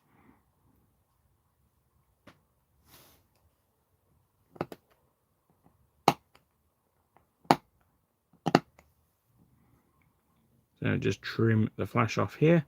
Again, I'm going to do this guy with a running arm. I thought about doing him with another pointing one, but I think I'm just going to do him with a running arm. Keep it simple. Cryokinesi, 27 of those. I don't know what they are. Thank you very much. That's very, very kind of you, sir. Thank you. Thank you for help with the bases. Oh, were you the chap I spoke to earlier on about the frontage of the bases? How I am actually looking more towards 50mm frontages at the moment. But you are more than welcome, sir. Thank you so much. Thank you. Swedish krona. Thank you. I should have known that, shouldn't I, really? With my reading and writing about the Swedes recently. Thank you very much. Thank you, sir. It's much appreciated. Let me have a look what we've got going up here. Oh, hang on. Why am I doing that? There we are. Thank you. Converting some Eagle miniatures for my Upland regiment. Just a command base left to convert. Oh, fantastic. Well, as I've said before to you, Merlin, your painting speed is something to behold. It really is very impressive. I was going to play Black Powder or Valor and Fortitude 2 this Saturday, but the guys can't. Oh, that's a real shame, man. It's a double shame because I would have liked to ask you how Valor and Fortitude played. I'm certainly not against playing it. I just haven't got around to it yet, really. That's a real shame, though, man. Well, hopefully it's been rescheduled and not cancelled altogether. it's Christmas coming up, so you know a lot of people have time off work then and things like that, and they want to get away from the family. So sometimes it can be quite useful for that. We are going to have an all-dayer at the club, probably in 3 weeks or so. So if anyone is around the South Yorkshire region and fancies coming along to that, then help yourself. I might even post it on the 28mm black powder page. We'll certainly be doing a Napoleonic game then, if possible. In fact, I've got quite a busy month for gaming, actually. If someone makes SCL files that can accommodate Perry Arms, license print money, yeah. Oh, well, yes. Lucas, if you're in the chat, then there's one for you there, buddy. Finished a Hussar regiment yesterday. Yeah, man. I can't, like I say, your speed is absolutely incredible. So I've got him shouting. He's looking off to the side. He's where left or whatever he's saying. So he's alerting his homies to some sharp action that's coming in from the flank. Right, that's all 8 of those built. That is taken like an hour to build 8 models. So there you go. But I think that's probably enough for the Lord of the Sharp force. Let me just quickly get them out to have a look.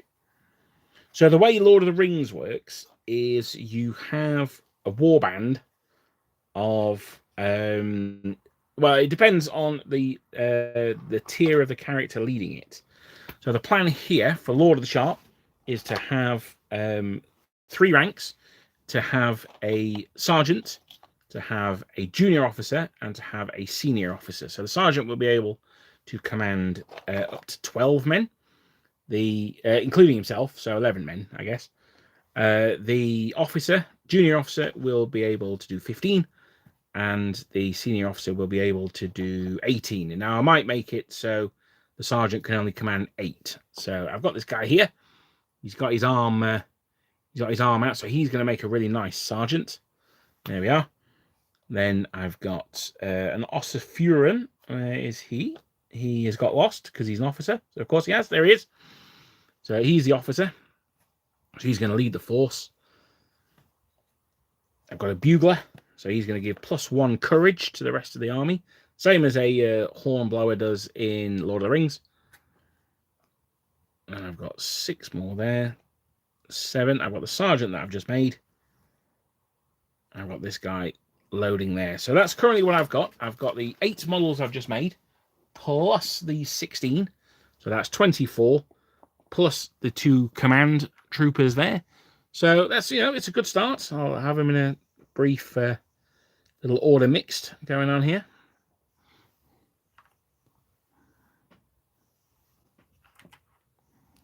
So there we are. Now I've got a few sprues of Victrix British that I'm going to do the same with these.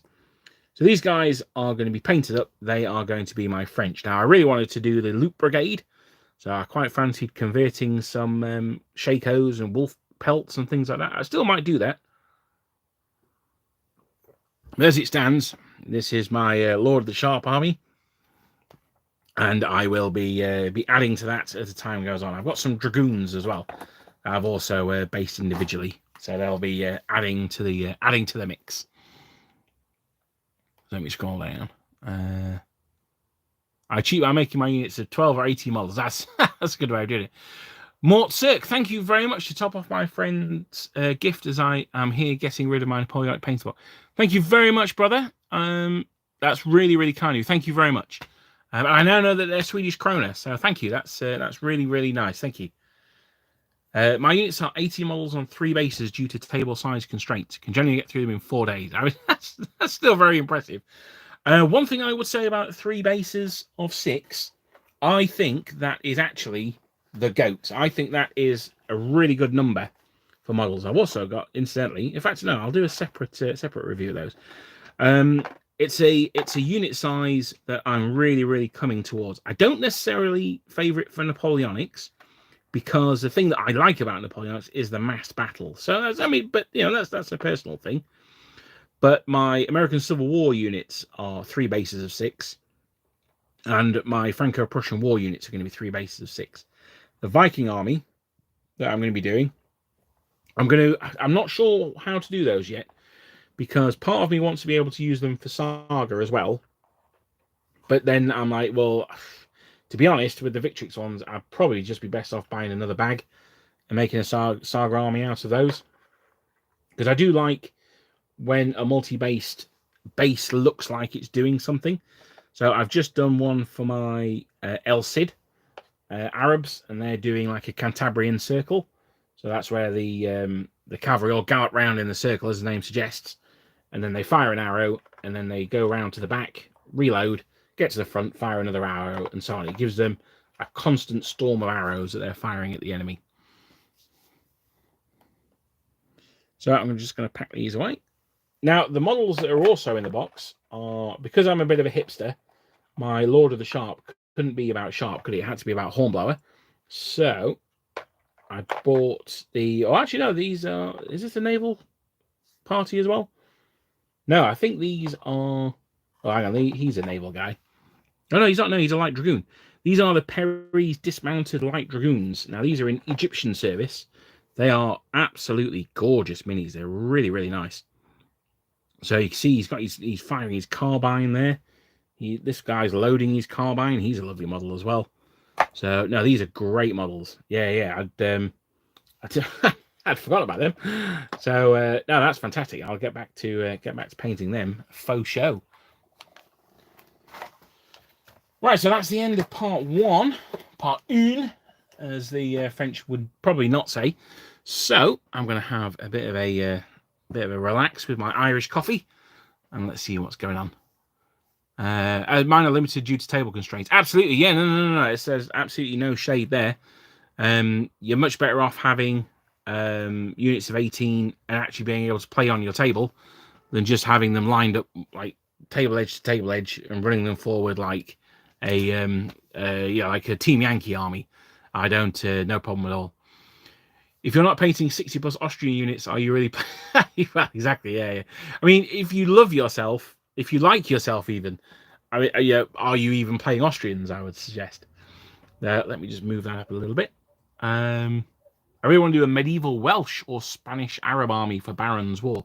Yeah, Baron's War looks quite interesting, actually. I don't know a huge amount about it, but I do like Footsore Miniatures, who I know they're pushing it. I do like their ranges. So, oh, hang on, what's going on there? I do like their ranges. Sorry, I'm just checking something. Yeah, it's fine. So, oh, hang on. Oh, no, what's happening? Sorry, just bear with me 1 second. Just need to move this in the cradle. There we are. Yeah, so I don't know a huge amount about it, but it does look quite interesting, I have to say.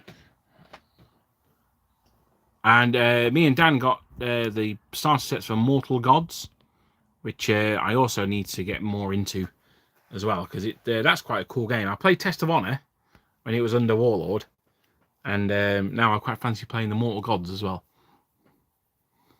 Oh yeah, no, Merlin. There's no doubting your painting speed and prowess. That's for sure.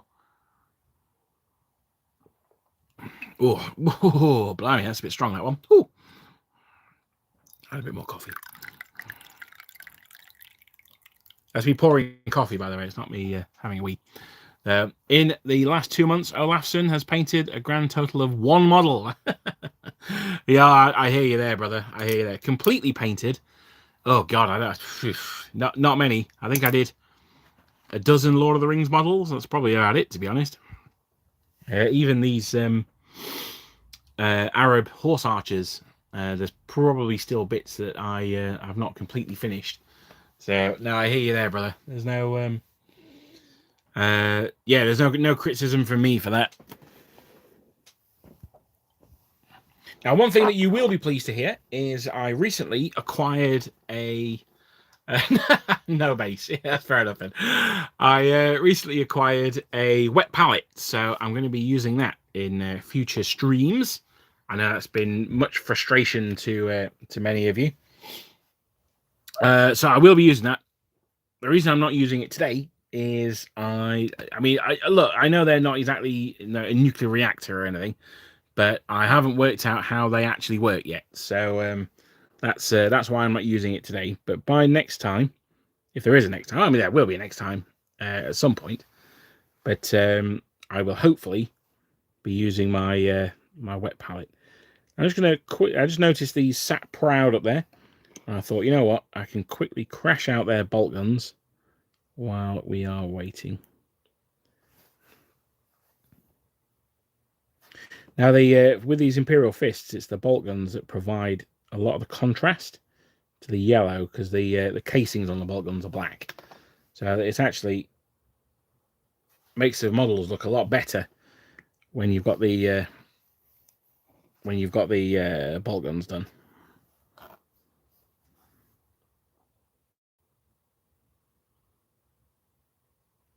But yes, I am very, very excited for is it Epic Imperialis or something it's called? Yeah, I'm really, really looking forward to that. I've printed all my own armies anyway, so I'll be buying the starter box set, and then there'll be certain things that I've either found very difficult to print, or I've just been unable to print, that I will be buying as well. One of the files I used to have a really, really good file for drop pods, but that seems to have been lost to the ether, so that's a real shame. So I may end up buying some drop pods. I fancy doing the Mark 6 armor that comes in the box. I quite fancy doing a Blood Angels army with that. So I've got the fists, as you can see. I want to do a Mark 4 Sons of Horus army, and I've got a jet bike army. So I've got the white scars. They're not painted, but I've got them printed off. I've got a reasonably big Imperial Fist army, and so the Blood Angels are the only Defenders of Terror I don't own yet. So, and I don't know why I always associate Mark 6 with Blood Angels. So that for me is a nice match made in heaven there. Now, these guys have got these like bands across the front of their shields. This is what I'm using to mark them out as Phalanx Wardens. I'm also doing black details on the helmets, but I'm just going in and doing those now. Oh, Rue Nelson has a bad case of the flu. Oh, I'm sorry to hear that, mate. I'm still getting over mine, and it is it's taken absolutely ages. It's not fun at all. It's not as bad as the coof, but it's taken a long time to get over. No base. I want to play SPQ. That is still funny. I want to play SPQR, but there's no army list for the main 28 mil I collected, so I might pick up some 15s if I get bored of Napoleonics. How could you possibly get bored of Napoleonics, bub? What's your main SPQR faction that you fancy then? And also, why are there more biblical sets of rules? I'm a big biblicals guy. I want my Egyptians and Assyrians and things, Trojans and all that kind of stuff. More chariots, man. How can people not want more chariots? Chariots are like camels. Like, the more chariots / camels you have, the better the game's going to be, surely.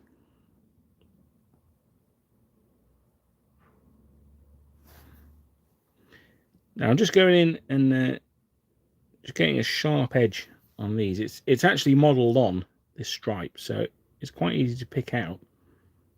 But I'm just want to differentiate between the stripe and the shield. Now, normally I would paint the sergeants a different colour. So these guys have got steel.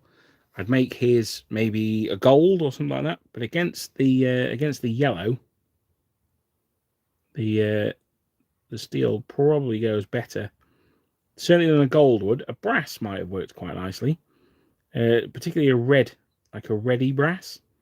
But I'll just go with the steel. He's going to have a red crest on his helmet there. So that'll mark him out as well. It's just that little splash of colour on the base, because there'll be 5 of these to each base. So this guy here, I've not dry brushed his shield. I've not dry brushed any of these 3 guys' shields. So that's okay. I'll go back in and highlight those with a small brush. Because these minis are so small, you can get away with just going in and touching that up a little bit later on. The shields are obviously going to be the most prominent part of the model as well, so it's important that you don't skip that section and that you get that one done. This is what Merlin was talking to me in the Discord about, the not painting every strap and button, just giving sort of the impression of the uniform. And I think that's a really good piece of advice. That's what I'm going to do here. Is I'm not necessarily going to paint every marking and things like that, although these models do actually have markings on their shoulders, which is absolutely insane to me. I might get the magnifying glass out and paint them just because of the fact that they're there. But yeah, I just thought I'd quickly smash these out. Although, as is always the case, they take a little bit longer than I thought they were going to originally. So there we go. I've already got 2 bases of these done, so this will make it up to a full unit, which I'll very much looking forward to Dan taking off with his Emperor's Children. I have to say, I played a game using a Warlord Titan, and it was probably one of the most fun war games I've had in years. It was absolutely ludicrous amounts of fun. So, can recommend. This new set of rules, we'll have to see how it goes. I'm a little bit suspicious because I think Epic Armageddon is such a good set of rules, and I am not one to kiss Jervis's bum, that is for sure. But I think he did an absolutely superb job with Epic Armageddon. So hopefully, the new Epic will be as good as that. I'm just doing the lower rims on these shields, and then I'm going to have a sit back and I'm just going to check the chat. So apologies if I've not been replying to you, but it's not that I am ignoring you, I suppose. It's just because I'm concentrating on these bits, and then I will scroll back up and I will jump into the chat. So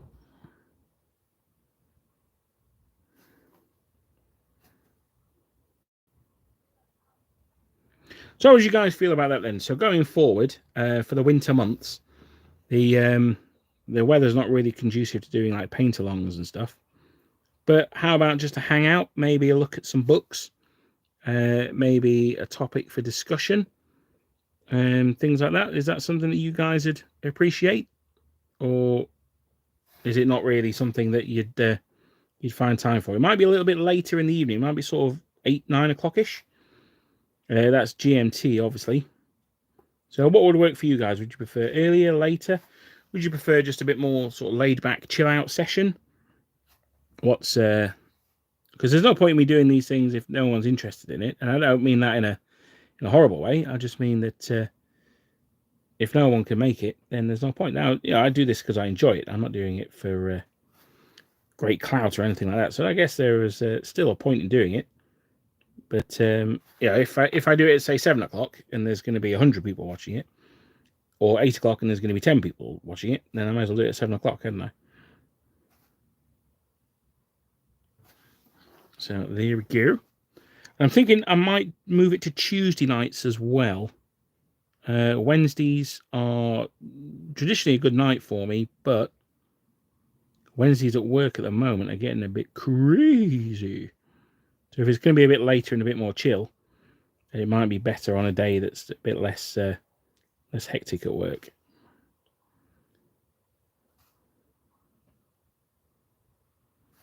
Now, you probably can't tell from my crappy old camera, but one of the things I'm absolutely loving about these models is they are actually, even at 6mm or 8mm, they are actually all individual poses as well. I think there's 10 different poses, which is absolutely crazy to me. The guys who design these epic files and then give them away for free are the real heroes of the hobby.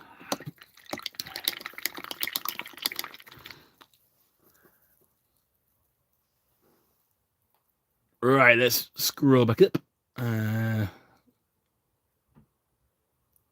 You sound a lot better, mate. Well, thank you, Rude. I feel a lot better, but I'm still just it's just this like tickly cough. It's very unpleasant. Did I see the wet palette is a game changer for me in the Aussie summer? Oh yeah, no, I can imagine. It'll last up to a week. Right, okay, well, that's something then. Sorry, I'm just going to do this off camera because I just need to get it right up to my eyeball so I can see what I'm doing, while still leaving a thin line of unhighlighted areas. So hang on, sorry.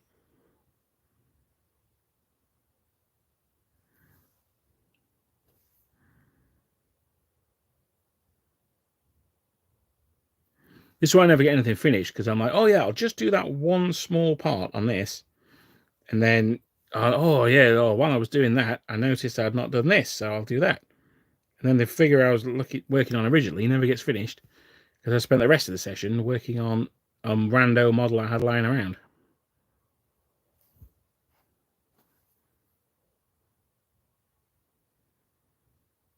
But I have to say, I am absolutely loving these epic models. And I think when I painted my epic British from Warlord, I really enjoyed doing those as well. I need to really get back into printing and painting my my epic Russians as well, and maybe grabbing the files for the French while I'm at it. So just quickly dab that off on there. Let's get this guy done.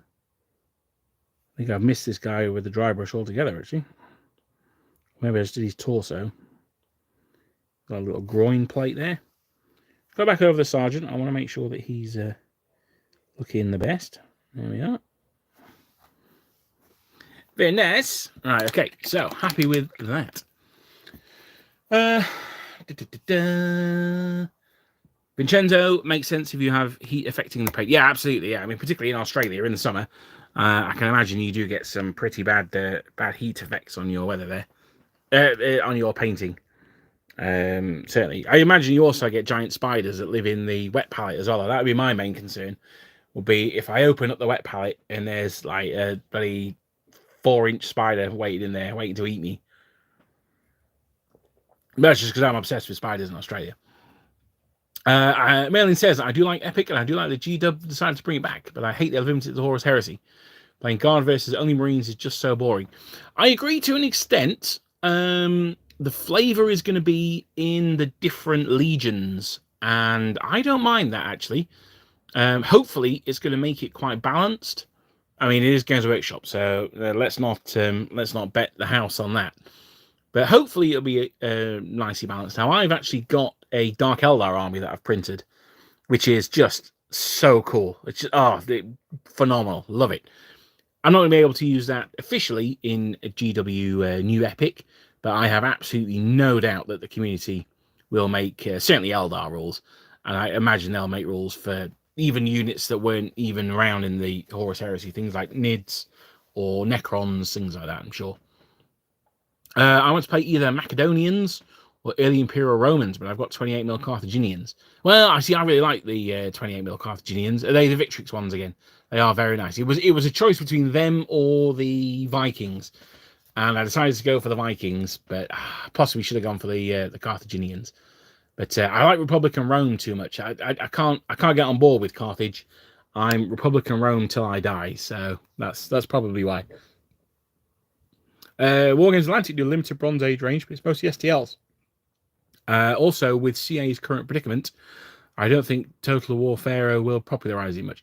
No, that's true. And the fact that the Pharaoh on the cover of that is a black guy is just, don't even get me started. I mean, it makes me sad. You know what? I'm not even angry anymore. It just makes me sad. It makes me sad that they, I'm going to move on from there. Although the 25th dynasty was a super cool dynasty. They fought the Assyrians. Now, they were black. And they actually lost the Assyrians. But there's no shame in that. Everyone lost the Assyrians. Except the Babylonians, who were basically Assyrians. When my kid is a bit older, I hope we can collect a Carthaginian army together. He's named after Hannibal. That's cool, man. Hannibal Barker, not Hannibal Lecter, I assume. I don't know. Warlord Titan recollections may Warlord Titan recollections may vary. They may indeed, Dad. It was fun for me though. Book review might be good. Later streams are better. Okie dokie. Why not both? Okay. Does anybody fancy a game of Black Powder or Valor and Fortune in Derby? I almost have a reasonable Russian army painted up. Yeah, that's Moltka. Email me, buddy. Email the Napoleonic Wargamer at gmail.com, because I'd like to discuss that further. Yes, but probably 7 to 8-ish. Okie dokie. 40k Marines have a lot of flavour between chapters, but from a perspective of a guard-only player, a Space Marine is a Space Marine. That is true. That is true. But I've certainly found in the fan-made epic Horus Heresy, there is quite a lot of differentiation between the legions. So as I say, I've got fists. Dan's got Emperor's Children. I've looked at Dark Angel. Dark Angels are my favourite of the legions. They always have been. The reason I didn't do them, the reason I went for Imperial Fists and want to do Blood Angels, is because at 6 or 8 mil, they are absolutely tiny. Black Dark Angels, not going to look great. Bright yellow or bright red is going to look much better. And Dan's obviously gone for the sort of purpley pink, which looks really good as well. So that's why I've gone for those. But I've certainly looked at all the different types, and they do seem to be pretty diverse. I'm hoping that the official Games Workshop one manages to achieve that, but I'm not going to hold my breath.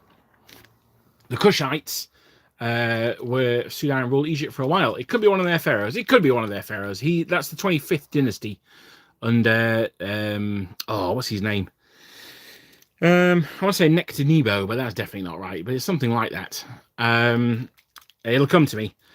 So the 25th dynasty were Kushites.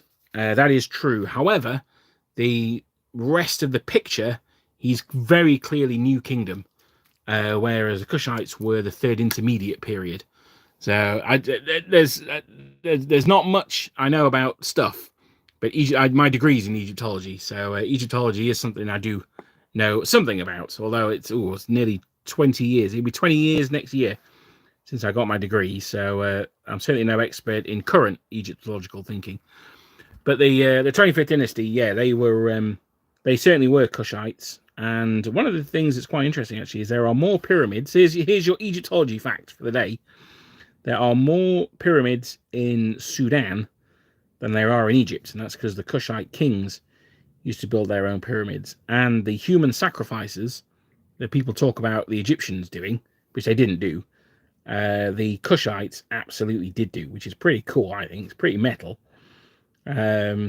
So yeah, no, you're right. There was a dynasty, the 25th dynasty were Kushites. That is true.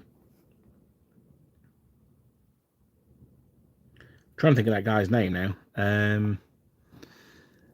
It'll come to me. I may have to Google it before the end of the stream, but it will come to me. In fact, I was writing a thing earlier on about Miriam Patar and his destruction of Jerusalem. So he was quite an interesting guy as well.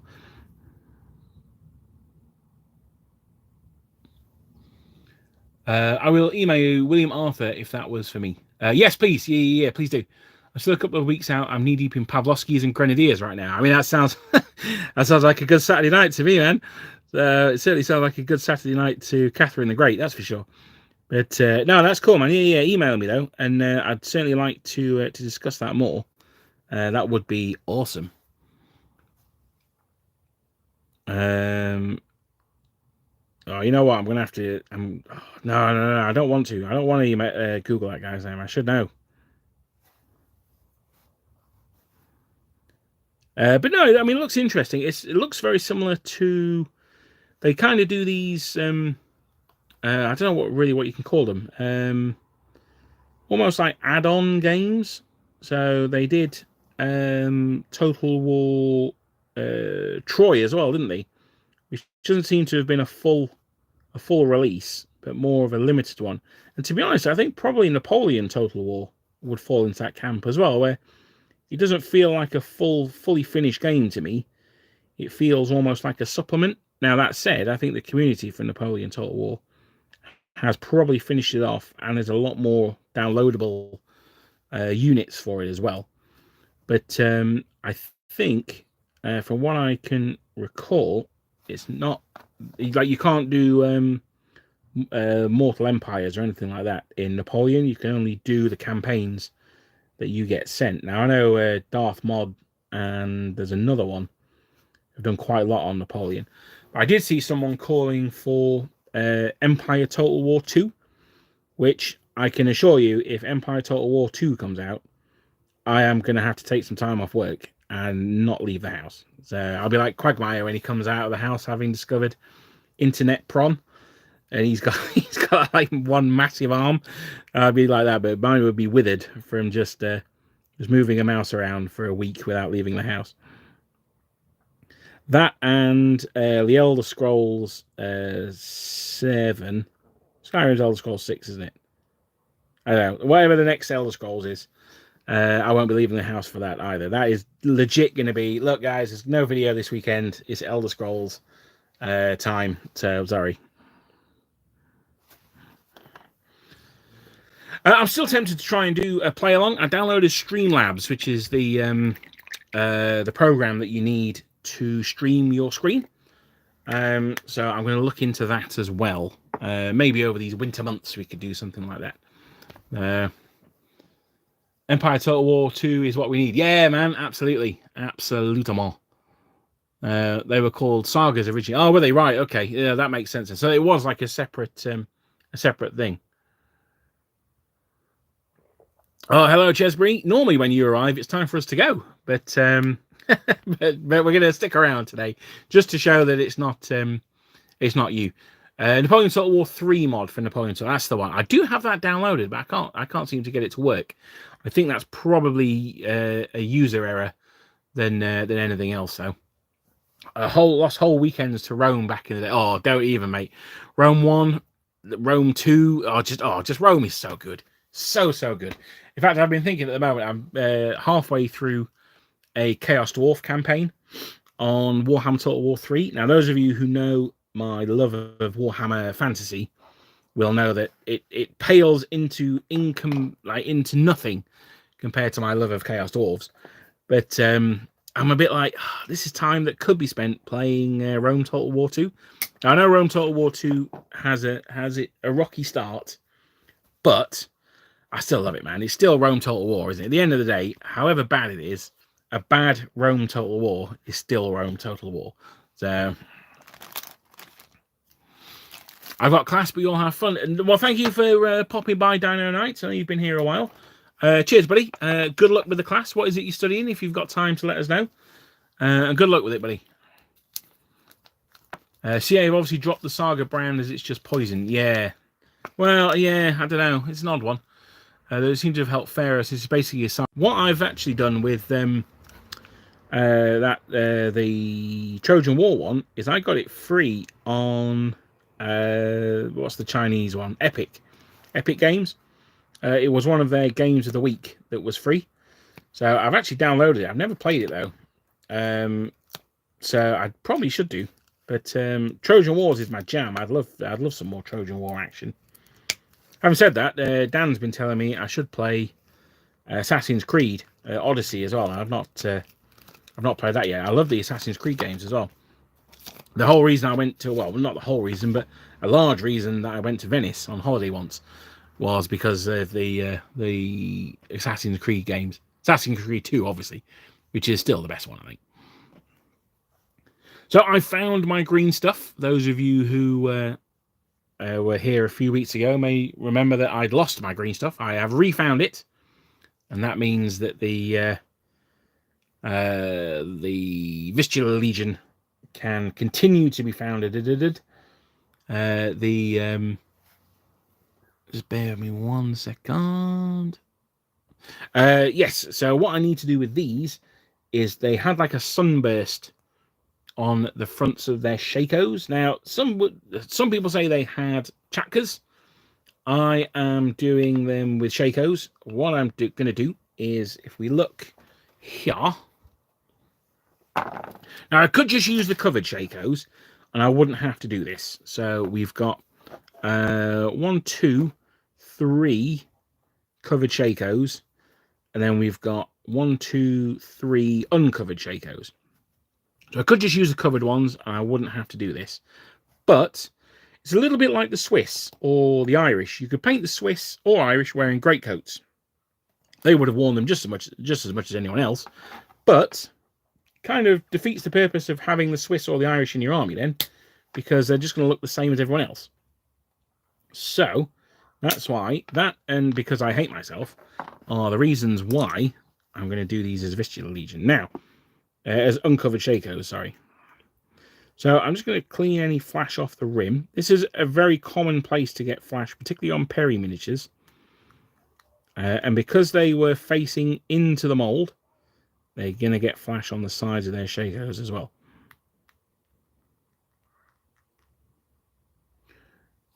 One of the things I really am, those of you who've joined the stream a little bit late, at the beginning, I had a look at some 20mm Zvezda minis, and the lack of mould lines on them was absolutely phenomenal. I don't know who their caster is, but he deserves a pat on the back if he's still around, because he has done an absolutely superb job. And they're mould maker as well. I mean, the mould must fit together absolutely perfectly. So good effort, man. Now I've chopped off the lozenge that's on the front. Now there's also a band that comes round the bottom of the Shako. Now you're not going to be able to see in this light, I don't think, but there is a band that goes round the bottom of the Shako. I'm going to use that as an anchor point for the sunburst. Now I've also going to score into where the lozenge used to be, because that will hold the green stuff in place. So what I'm going to do is, I've got far too much green stuff here. I always make up too much green stuff, but you know, it is what it is. There we go. I have a little bit more, I think. There we go. That should do it.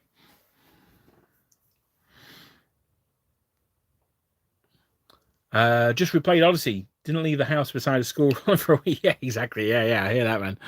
So I actually like a lot of what they tried in Thrones of Britannia. I've not played that one. I'd forgotten that one existed, actually. But yes, and now you mention it. There was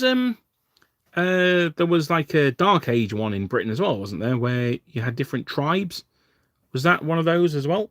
I can't remember. There's actually too much green stuff there, so I'm going to chop some off. There we are. I've got a box of Victrix Highlanders I'm putting together. The amount of cleanup needed is crazy with them. Yeah, their molds, they desperately need some new molds, I think. I think they started off quite a small company, and the Highlanders was certainly one of the first sets that they brought out. Now, as they've grown, I think they definitely need to get some new molds for that one. So I've got a blob of green stuff on the front of his Shako. What I'm going to do is I've wet the blade so the green stuff won't stick to it. And I'm going to wrap it around the front of the Shako like so. Then you're much better off sort of getting the basic shape and then cutting the extra bits off than you are trying to carve the whole thing. So I've got the basic shape here. I can still feel the top of the Shako band, so we don't want it to go any higher than that. So I'm going to cut there, and I'm going to get rid of that green stuff. So I've just rolled a knife along it. I'll try it again because I don't think I did it properly. So there we go. I'm just going to pull it off here. It's a little bit difficult to do with the camera in the way. So I might end up actually doing the final thing off camera. So apologies if I have to do that. It would have been easier if I had this on a stick or something like that. But then it would be even more difficult with the camera in the way. So that's why I've not done it. I'm just going to push that up there. A bit of water on the knife because it's sticking. We don't want that. Here. So we'll move that around again. Then we're going to cut the basic shape of the sunburst out of the green stuff. So I'm going to start above his ear. Actually, I'm going to start a little bit further forward than that. And then I'm just going to score a slight semicircle like so. I'm trying to hold it in place with my thumbnail because it keeps trying to slide around. And again, just get that semicircle shape up here, pull that down.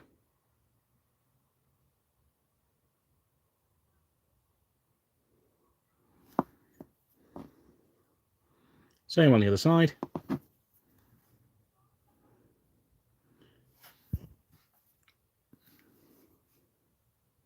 Now you can buy for chapkas, and I've done this, you can buy them separately from Warlord Games, and that is currently what I would recommend, although yeah, I wouldn't recommend that you actually convert up your own Vicious Legion. Just wait for the Perry ones. So I'm going to put this down. So I've got something to cut against.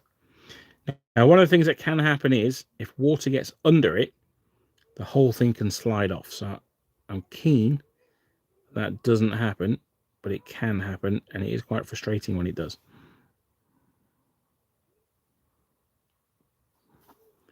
I'm just making a series of small scores, so eventually I can get round to the semicircle shape. There we are.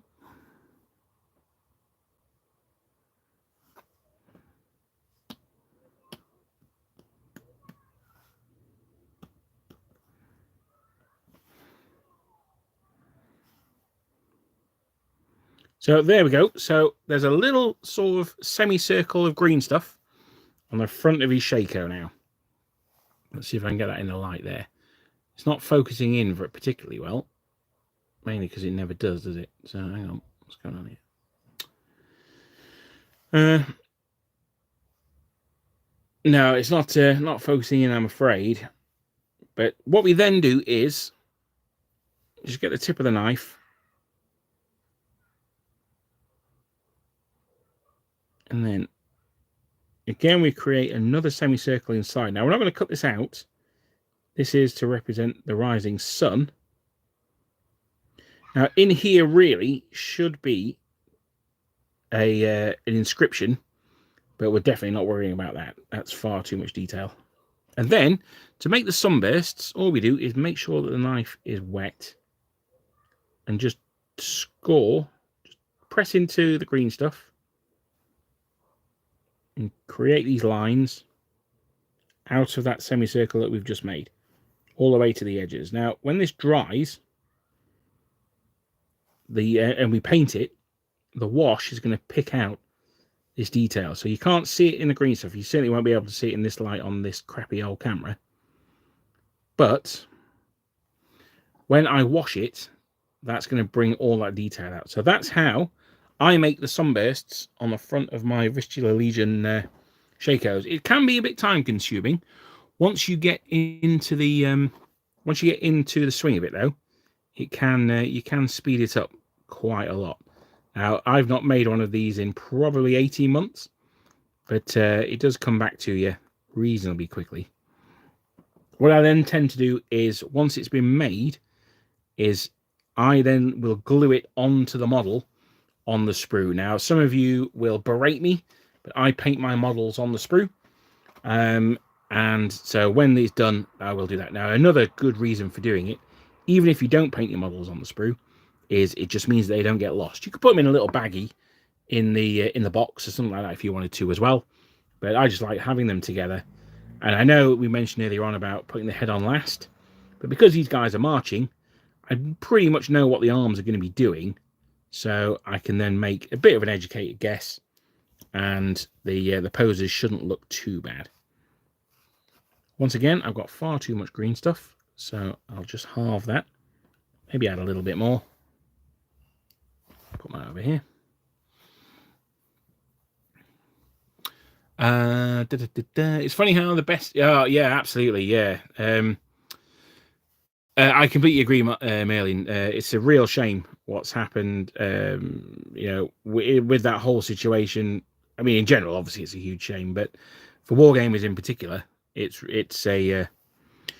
well, you know what I mean. It's terrible for everyone involved, and the fact that you can't get Zvezda models is probably the least of the problems. However, it really is a shame that you can't get hold of Zvezda models anymore.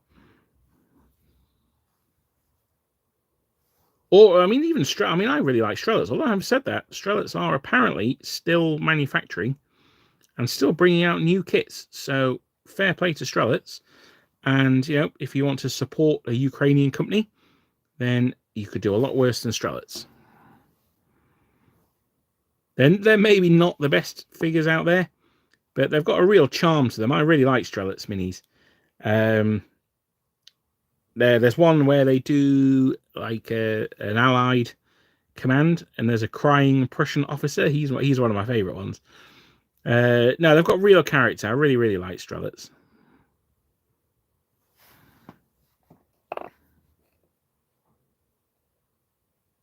As I say, the sculpting and the molding may not be the best, but no, they are very, very characterful. And there's something to be said for that, I think. So again, I'm just doing the same here. I'm just cutting out the shape of the sunburst.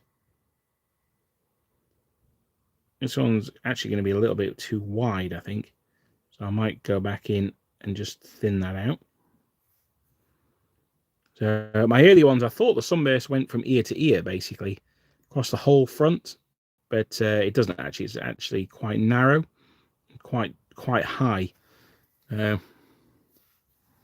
think I've got too much green stuff here. I think that's the problem. So I'll just roll it out again. There we are. Oh.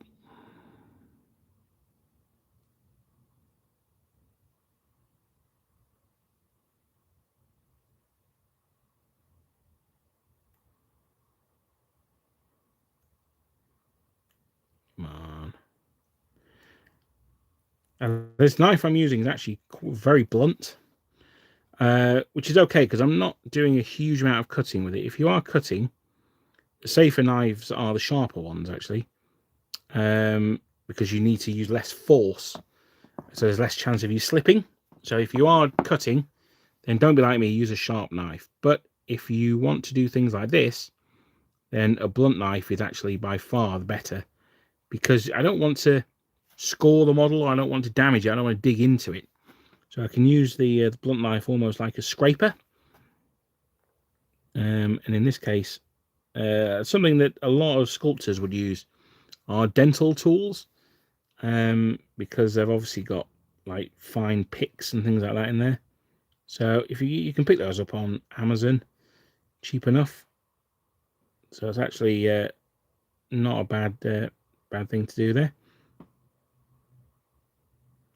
I'm fairly sure the Perrys use dental tools, although now there's a lot more availability of specialist sculpting tools as well. So again, I'm just going in, doing the lines here.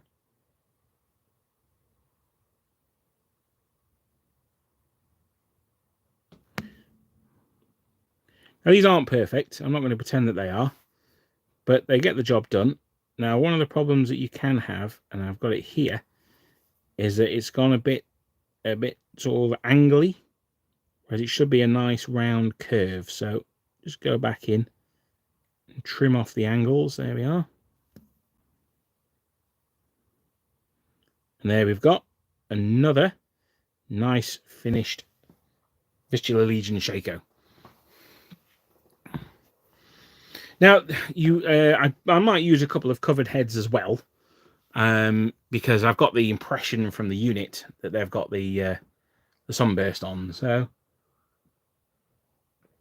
there's a little bit of a cheat there. Not necessarily everyone has to have an uncovered Shako. So I think I probably will do that, because it will speed up the whole thing.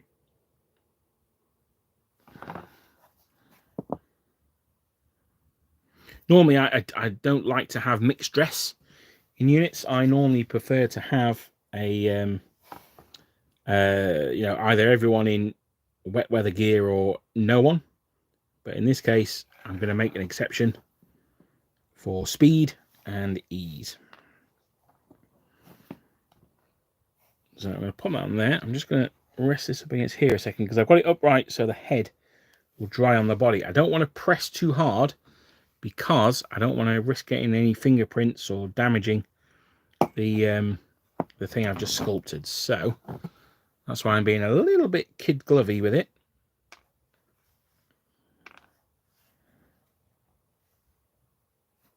Come on, you bastard. There we go. Oh, that's demonetization right there. There we go.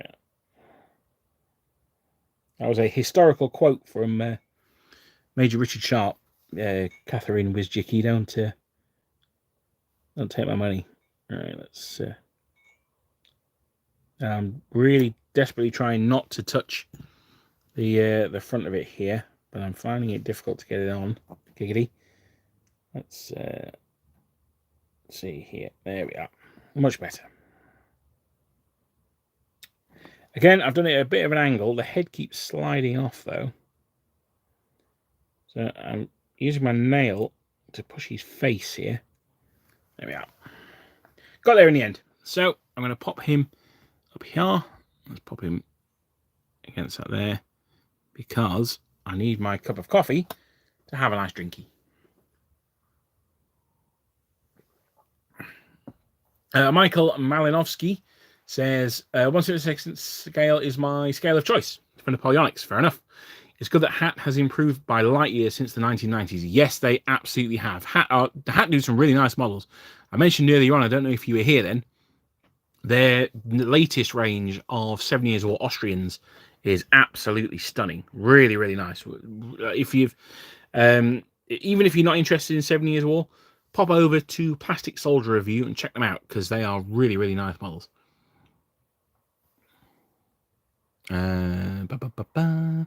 Because Hat is making sets that feel made with wargaming in mind. Absolutely. Yeah, absolutely. Where are we?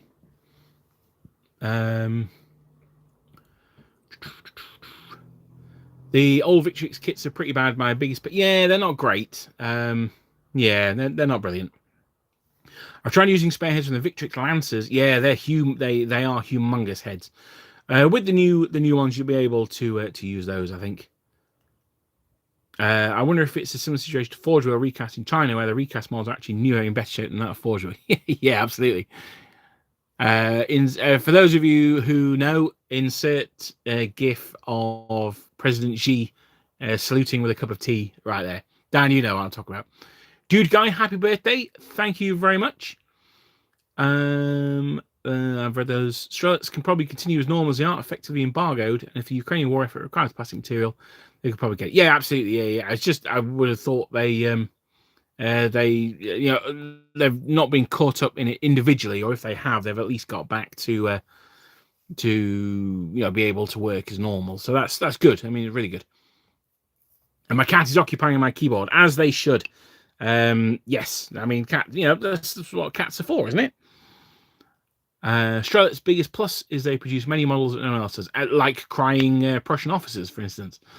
Russia might need the plastic for their war effort, so Zvezda can't continue the way they'd want to. Yeah, and also it's difficult to get stuff out of there. Although, having said that, I did look at ordering stuff from Commissar Miniatures, and I don't know how doable that is. I honestly don't know. At the moment, it's probably not worth it, to be honest. But they do. Commissar Miniatures do some fantastic 28mm models as well. By the way, when it comes to 1/72 scale, do you think that gluing reservist Prussian heads on 1815 British is a good way of making Hanoverian Landwehr? Yeah, absolutely. Yeah. I can't see any problem with that. Yeah, no, that would sound reasonable to me. Only someone made new models for Russian militia from 1812 onwards. Is that a reply to yourself, Chesbury, that Strelets' biggest plus?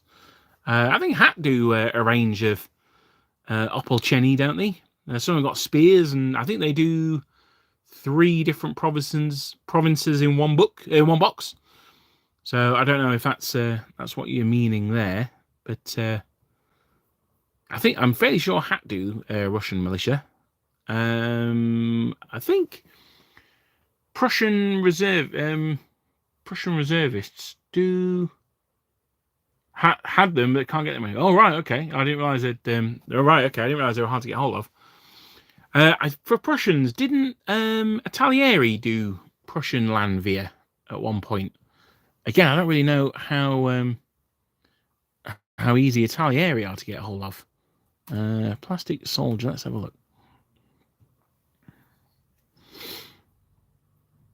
I should have done periods really, shouldn't I? Let's have a look. Yeah, anyone who's interested in 1/72 or just sort of wargaming figures in general, absolutely check out Plastic Soldier Review. It's a phenomenal website. It really, really is a great website. Let's have a look. Napoleonic Wars. Prussia Landwehr. Oh, actually, no. Let's have a look at Hanoverians. Let's see if there's a one for them as well. Great Britain Other. That'd be them, I guess.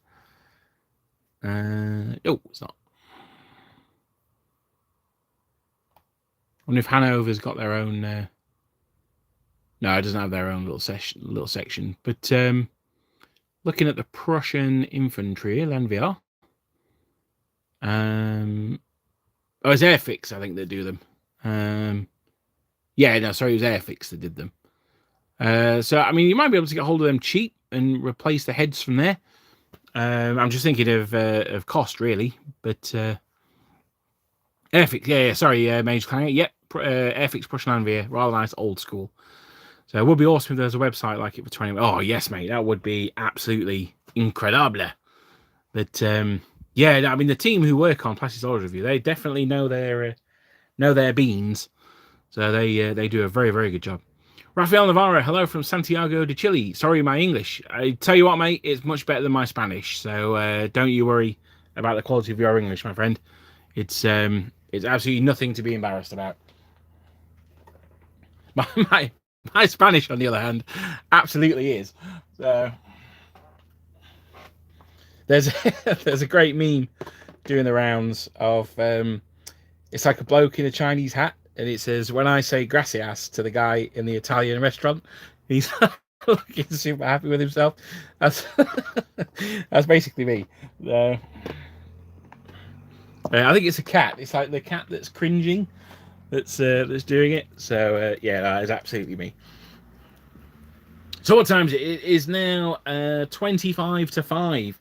So we are heading into the final half an hour of this marathon 3-hour session. And I have to say, it certainly hasn't felt like it's been 3 hours. So thank you very much for the excellent company so far.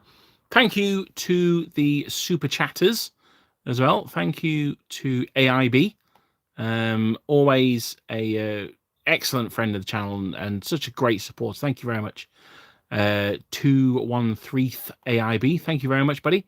And thank you very much to my 2 Swedish friends, Cryokinesi and Mortsirk. Thank you very much for your donations as well. Those of you who don't know, I don't often ask for donations, but today is, well, actually yesterday was my birthday.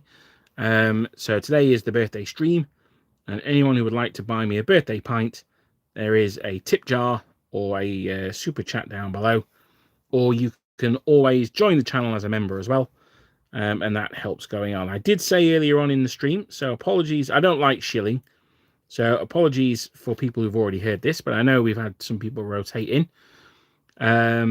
If you, so the way YouTube are doing their adverts at the moment, I'm really not a huge fan of. If I can get the channel to 25 channel members, I will be stopping certainly mid-roll ads, possibly adverts before the videos as well. So if you want to join the channel, then it'd be much appreciated. If you don't want to, or you can't afford to, then that's absolutely fine. If you can't afford to, in fact, absolutely do not join the channel. But that's absolutely fine. I'm just happy to have you here. But hopefully we can make it a better viewing experience, because adverts are really, really grinding my gears on YouTube at the moment.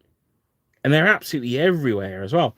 I'm sure. So here's a bit of a behind the curtains thing. When you edit together your video and upload it, you say whether it's available for monetization or not. So if I did, this is the effect of a musket ball on your face, that probably wouldn't be suitable for advertising, because the advertiser would be like, well, no, we don't want to be associated with that, which is fair enough. So once you say yes, it is, then YouTube automatically generates the adverts that they put in your video. Now you can adjust them, but it's a real pain in the arse. Now the last time that I did that was on a battle report that I put up. Now the way I film the battle reports is I do the end of turn summary, stop, maybe cut in for a bit of action, or just do the next end of turn summary. Now every time I cut into a new video, YouTube would place a set of adverts. So the video was probably an hour and 10 minutes. That's usually about how long a battle report video is. About, let's say, an hour. And there must have been 14 perhaps sets of adverts in it. So I'm not sure anyone would have sat through 14 sets of adverts to see a battle report. So that was one of the ones that I got rid of. But that certainly seems to be the way that videos are going now. So I'm hoping that if we get enough people supporting the channel, then I can just dispense with the adverts altogether. I have a question. Can I play Ottomans in Black Powder rules? Yes, you can, Raphael. Yes, you can. I have made a set of rules for the Ottomans. It's available on Black Powder 28mm Gaming on Facebook. If you go to the files section of there, then you'll see the Ottoman army. I think it's the 3rd or 4th one from the top. And that's a supplement I made for the Ottomans. It's not perfect. It's very much a first edition. It could do with some adjustments. I make no bones about it. That there's some things in there that are not very good, either not very well worded, or just rules ideas I had that weren't very good rules. One thing that I will say is that the Ottomans in that supplement are much better than they would be in reality. But if you made the Ottomans as they would be in reality, they would have absolutely no chance of ever winning a game. So that's why I've up-powered them. So they should be able to fight on a reasonably even playing field with the Frances, the Britons, and the Russians of the world. Well, I've said that. They did fight the Russians in reality, although they didn't do very well, did they? So, yeah, so the Ottomans are... Check out Black Powder 28mm Gaming on Facebook. Look in the files section, and you'll see the book there. They are slightly better than they would be in history, but that's because in history they were absolutely dreadful. So they needed slightly up-powering to make it a more competitive game. And also, well done for Ottomans, because Ottomans are cool as balls. I absolutely love the Ottomans.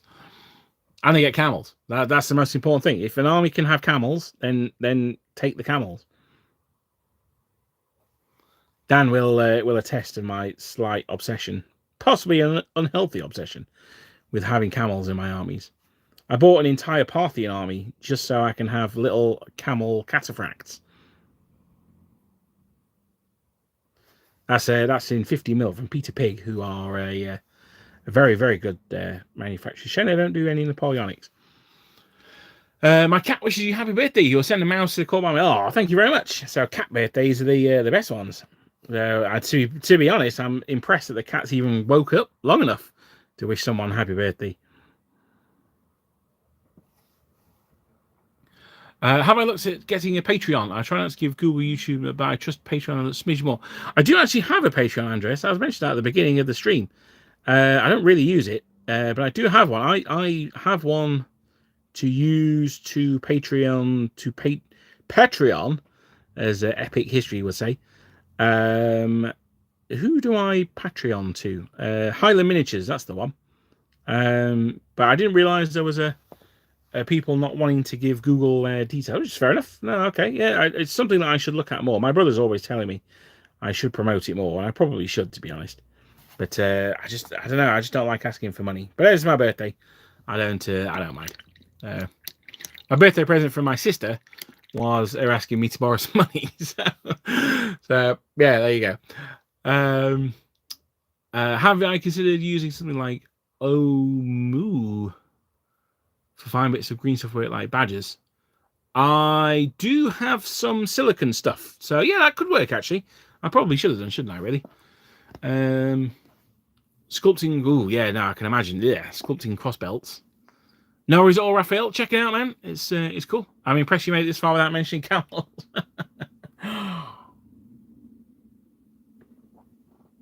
Well, who doesn't love camels? That's the question I've got to ask. Entire civilizations have been built on the love of camels.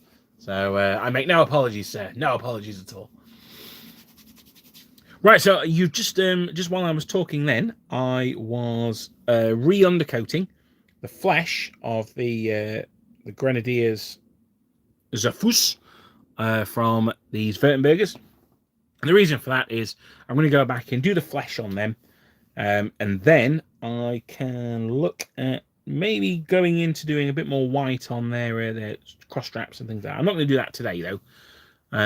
But we've got quite a bit done today. I've got those 8 models built. I've got some Vistula Legion Shakos done, so that's good. I'm just moving his head around. Just off camera, there we are. What else have I done? I have done some Imperial Fists for Epic. I didn't do what I thought about doing, was putting together my World War II army, because I don't do enough periods already. So I've got these. These are, in fact, I'm going to do a quick review on these. These are from Bad Squiddo Games, which is a company here in the UK. And they are particularly famous for doing female models. So I wanted to do a Russian army for World War II for bolt action. Basically, my brother complained that my Americans are too good. And he wanted to play against something else. So I was like, well, look, if I beat him with a Russian army, then he's lame. If I beat him with a Russian army made entirely of women, then he's doubly lame.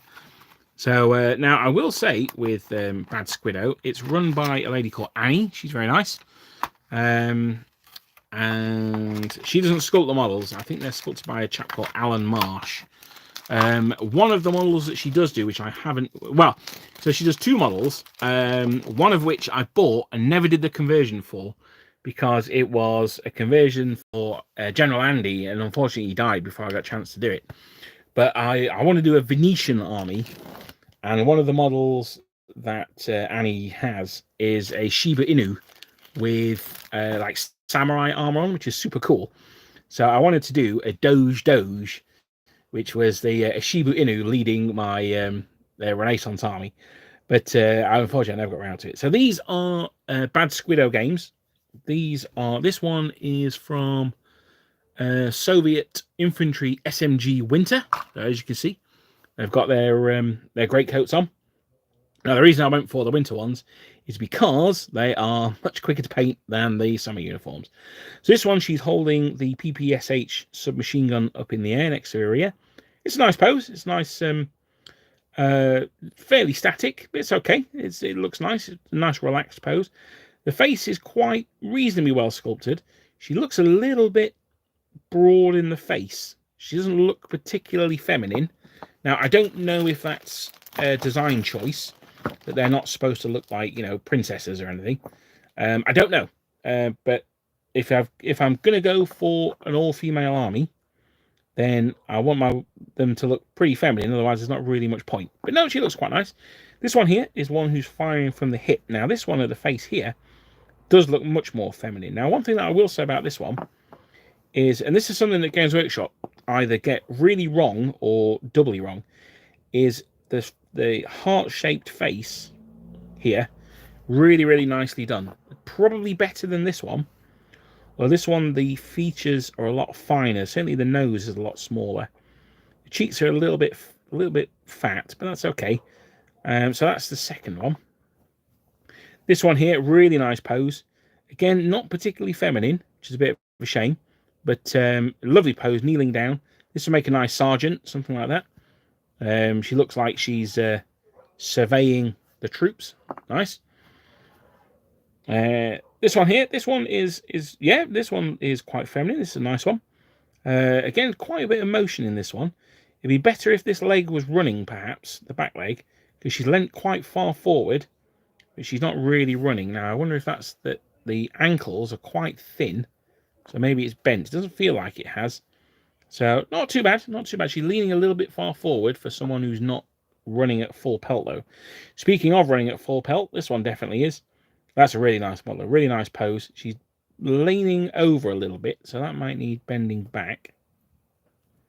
There we go. She's a little bit more upright now. Again, she's got quite a round face rather than a heart-shaped one, but that's not necessarily the end of the world. That's quite nice. And this one here, she's leaning over, maybe firing up a window or something like that. Again, quite nice as well. Really happy with these. Now, one of the things that I have noticed on these is this one. So let's take this one as an example. We were talking earlier on about why we can't have single pose miniatures because you get things like areas that are filled in and things like that. Now, this is a perfect example. This area here, between the arm and the SMG in this case, that would usually be filled. On a Perry model, that would certainly be filled. On a Warlord model, it probably would be flashed over, but not filled. You'd have to drill that out yourself. But here, this is straight out of the box. I've not done any prep on these. Here, that is not filled. Whoever's cast this has done an absolutely superb job. Really, really good. Another example of how it's such a good job is a model has clearly gone into the mold like this. That's clearly the position it goes in the mold. Because if it was like this, you wouldn't be able to get it out or anything like that. So it's obviously gone in sideways, which can make the model quite two-dimensional. Because of this gap between the arm and the weapon, it looks quite nicely three-dimensional. And also, because it's gone in this way, you would expect there to be a mold line that runs like this. It would be straight. It wouldn't follow the contours of the model. It'd be straight. It'd probably be about there, or maybe even up here, where the two halves of the mold come together. There are absolutely no mold lines on this at all. It would be more noticeable on the back because you've got this large flat area. No mold lines at all anywhere on this model. Now, this tells me two things. The first thing it tells me is whoever's molded this has done an absolutely fantastic job. The molds are great. The casting is great. Whoever's done this, excellent at their job. Very, very well done. You're probably not listening, but if you are, my hat is taken off to you, sir or madam, whoever has done this. The second thing, and this is why I get so angry at something like Warlord games, is it proves that it is possible to make a model that doesn't have mold lines, that does have a gap between the arm and the weapon, that is quite, I mean, this barrel's not massively fragile, but it's reasonably fragile. It is possible to make models this good. It is possible to cast them that well. If you're going to charge me 14 quid for 6 models, this is the absolute minimum I expect. Now, I will say, these are expensive. They are an expensive set. They're 15 quid for 6 models. That is not cheap. However, she does do big bundles, which is what I bought these in. So that does bring down the cost of the minis quite substantially. Now, there is a little bit of flash in there. Don't get me wrong. There's a tiny bit of flash just on her chest. Let's cut that off. So it's not a perfect cast by any stretch of the imagination, but it's as near perfect as you're going to get. This is an absolutely phenomenal casting. And I'm pointing out that one model. I can use this one as well. This one has probably gone into the mold like this. Again, where's the mold lines down the side? There isn't any. Why the gap here between, look, I can stick the knife through there. The gap between the submachine gun and the hair and the collar, that would be filled in on almost any other manufacturer. There's a little gap here between, like, just under her elbow on this side. That's clear as well. So these minis can be cast dynamically. So here's a good example, right? So here it has been filled in. Now that, if I try and push my knife in, that's solid. Now that's because partly of it's the magazine here, but also that's what I would expect from a manufacturer. So that's a shame that that's been filled in there, but I could have expected that to be filled in here, and it isn't. So it is possible for companies to mold their models well and not have these areas filled in, but there are other companies that don't do that. And if you are paying, then, if you're paying top dollar, that's fine, as long as you get top quality miniatures out of it. I remember this is an attitude that I never used to have. I used to be so, thankful for what I was given. But when I was working in Games Workshop, we changed over from metal to what was called Citadel Finecast, which was a resin. And when we did that, they also put the prices up as well. So people were coming in, and they were actually quite excited about the new resin. And I had one guy who wanted to bring something back, and we had, quite a lot of returns because the rollout of Finecast was an absolute disaster. So we had quite a lot of returns. And one guy was complaining because there was an air bubble on, say, a model's cloak. I can't remember what it was now, but it was like a cloak or something like that. So I said to him, well, look, man, I mean, it's an easy fix. It just needs a little bit of green stuff. Put it in there, bung it in the hole, smooth it over. I'll even do that now for you if you want. And he said back to me, he said, I pay a premium price, so I don't have to do this. I expect a premium product. And I said to him, you know what, mate? You're absolutely spot on. Fair enough. And he looked at me a little bit taken aback, because I think he was expecting me to argue with him. But him just saying that to me really changed my attitude of, you know what, actually, yeah, I am paying top dollar for it. I expect a top dollar result. If I bought a bottle of wine for, £1,000 and it tasted like vinegar, then I'd complain. So if I buy 6 models for 15 quid, then, I would expect that to be the equivalent of £1,000 bottle of wine. So, that's fair enough. Those were absolutely gorgeous minis. I can't wait to get all those out and get them based.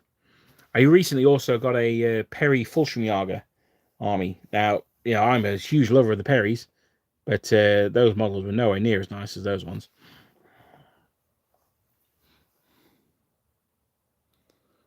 So let's have a look. I went off on a bit of a rant there. I'm sure there's quite a lot of stuff I've missed in the chat. Let's have a look. If you remember what blue stuff is, that's what. Oh yes, yeah. It's not the blue. I've not got the blue stuff. Mine's clear, but it is basically the same thing. Yeah. Fun fact about the Vichy Legion. In Poland, we have a war game translated Gods of War Napoleon, and that is the Duchy of Warsaw, and has a trait based on quota from Napoleon. Oh, very cool. In Poland, I met the fifth element, mud. That's cool. Yes, no, it was a bit miserable for them in Poland. It's interesting reading the Cavalry Maiden. She absolutely loves it in Poland. In fact, everyone keeps telling her that she must be Polish. She obviously is more Polish than Russian. I don't really know, but she loves Poland. But from what I understand, it wasn't a great place to be a French soldier. Probably better than Spain, though, to be fair. But still.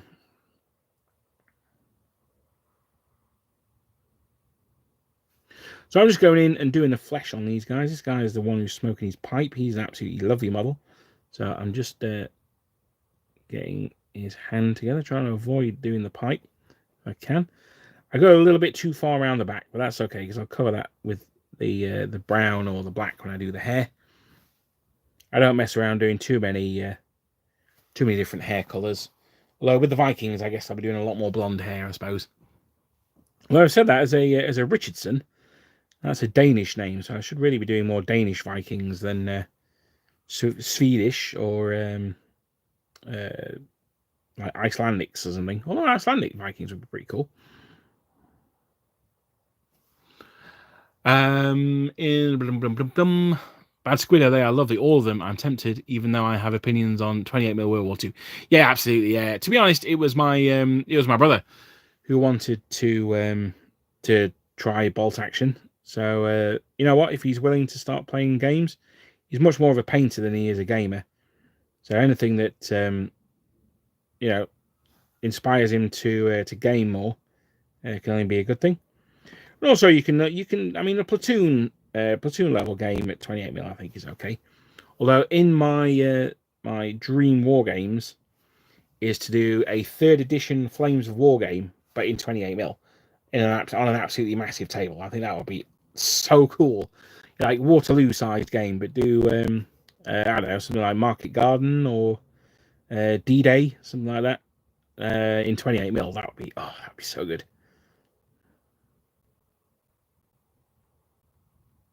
Oh, I can almost taste how good that would be. I'm using Guilliman Flesh here. It's going on a little bit dark. These guys have obviously seen service in Spain. But it should be okay. Hopefully it's just the light at the moment. Let's make it look a bit dark. But I might, after I've done this guy, close it up, and then off camera, unfortunately, I might have to give the paint a good old shake before I do the remaining 4.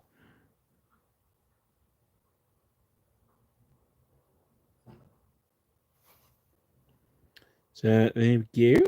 He's done that.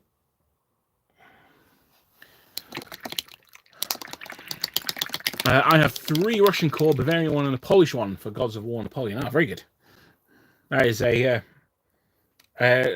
what's a core, or what's a unit represented in that game? Because if you've got 3 Russian core, a unit is a battalion, then that's that's a serious army you got going on there.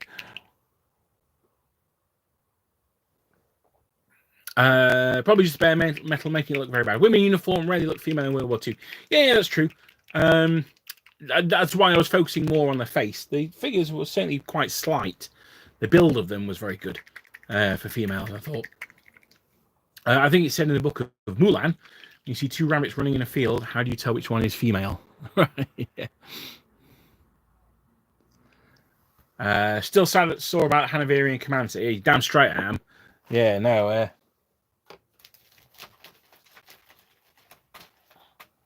Yes, no, still unimpressed with that.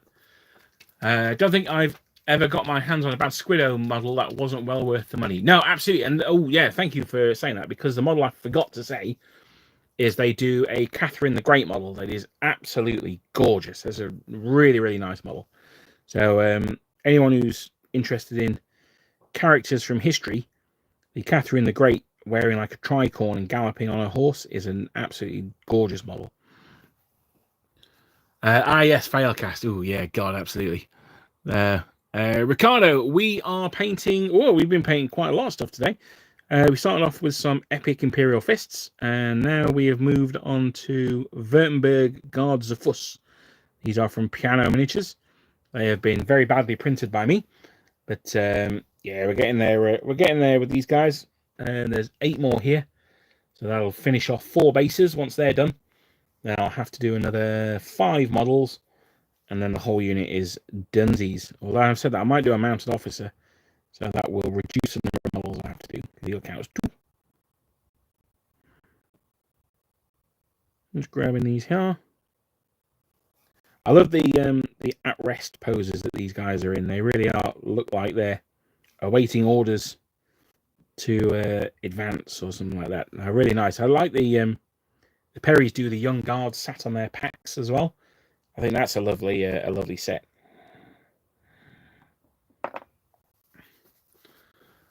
Go for it painting. Hello, sir. In bolt action, invest in veterans, melee fighters, flamethrowers, and mortars. Meta hasn't changed in 8 years. No, that basically seems to be the large and short of it, to be honest. Yeah. And Russian engineers, they seem to be really good. I don't see people talking about them very much though. But with the body armor on, if you take veteran engineers, they've got 3+ save, man. That's horrifying. But I don't think Annie does female engineers yet. She might do. One thing I will suggest, though, if you are getting World War II Soviets, even if you don't go all female, a female sniper team from Bad Squiddo, you can do a lot worse than. The Russians made extensive use of women as snipers because they believed that they could. They had much better sort of concentration. They could lie in wait for a lot longer than men. They can certainly remember things and ambush you with them years later better than men can, that's for sure. But no, so that was why they chose women snipers. And I mean, there's probably something to it because the Russian female snipers were pretty good.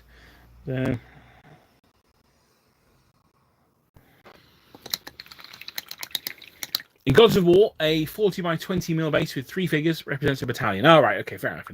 That's a little more achievable, but still very impressive though. Don't get me wrong. Can I check my mic? Is my mic still working? Is that can people hear the mic? Was I just facing away from it? Was I?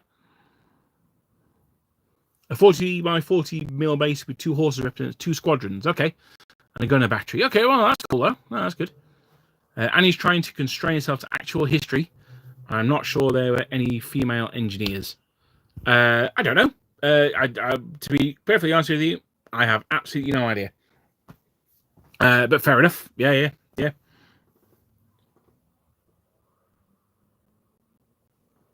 Mic's working but sounding bad. Oh dear. Okay.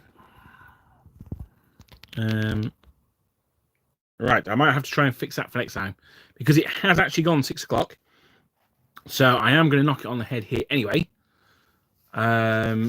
Bit scratchy, right? Okay, cheers for that, Private Gonzo. But that's fine. I'm just gonna leave. Nah, I'm only joking. It has gone 6 o'clock. I want to say thank you very much for joining me. I know the mic's not necessarily great at the moment. Let me get closer to it. Eat the mic, as they always used to say on Podhammer. Oh, hang on, I've got another guy here. I'm gonna have to do him before I go, aren't I? And I'm not even painting his re-undercoat, his flesh. But no, I just want to say thank you very much for joining me on this marathon live stream. I'd like to do more of them. It's just having the time, unfortunately. But no, it's definitely something I would like to do more of in the future. Thank you for joining me. Thank you once again to the chaps who've bought me a birthday drink. Thank you so much for that. It's really, really much appreciated. Like I say, there's a super chat down below, or a super thanks. You can also join the channel as well. That gives you access to our Discord, which is currently being spammed by Merlin and his absolutely awesome looking Swedes. And I don't say that as a criticism, because it's really nice to see them on there. It's really, really cool. So you can join that one. That's cool. Yes, I should make more live videos. I would very much like to. It is, as I say, just a question of time. Unfortunately, at the moment, by the time I get home from work, it's normally around about this time, and it's already pitch black. But we might look at doing non-painting related videos. That might help that a little bit. But I'm not going to do his flesh, because he's not dry yet. He's also missing a part of his musket there, but never mind. No one's going to see that. I don't know if I should apologise for spamming, lol. You absolutely should not, Merlin. It's great to see. Thank you very much, man. It's it's particularly when they look as good as yours look. So don't in any way apologise, man. They look great. But thank you very much. I am going to go and get some beers. So thank you very much for joining me. And I will see you guys next time. There should be a video out this Sunday. Yes, there should be. And I will see you guys then. Thank you very much. And I'll see you guys later.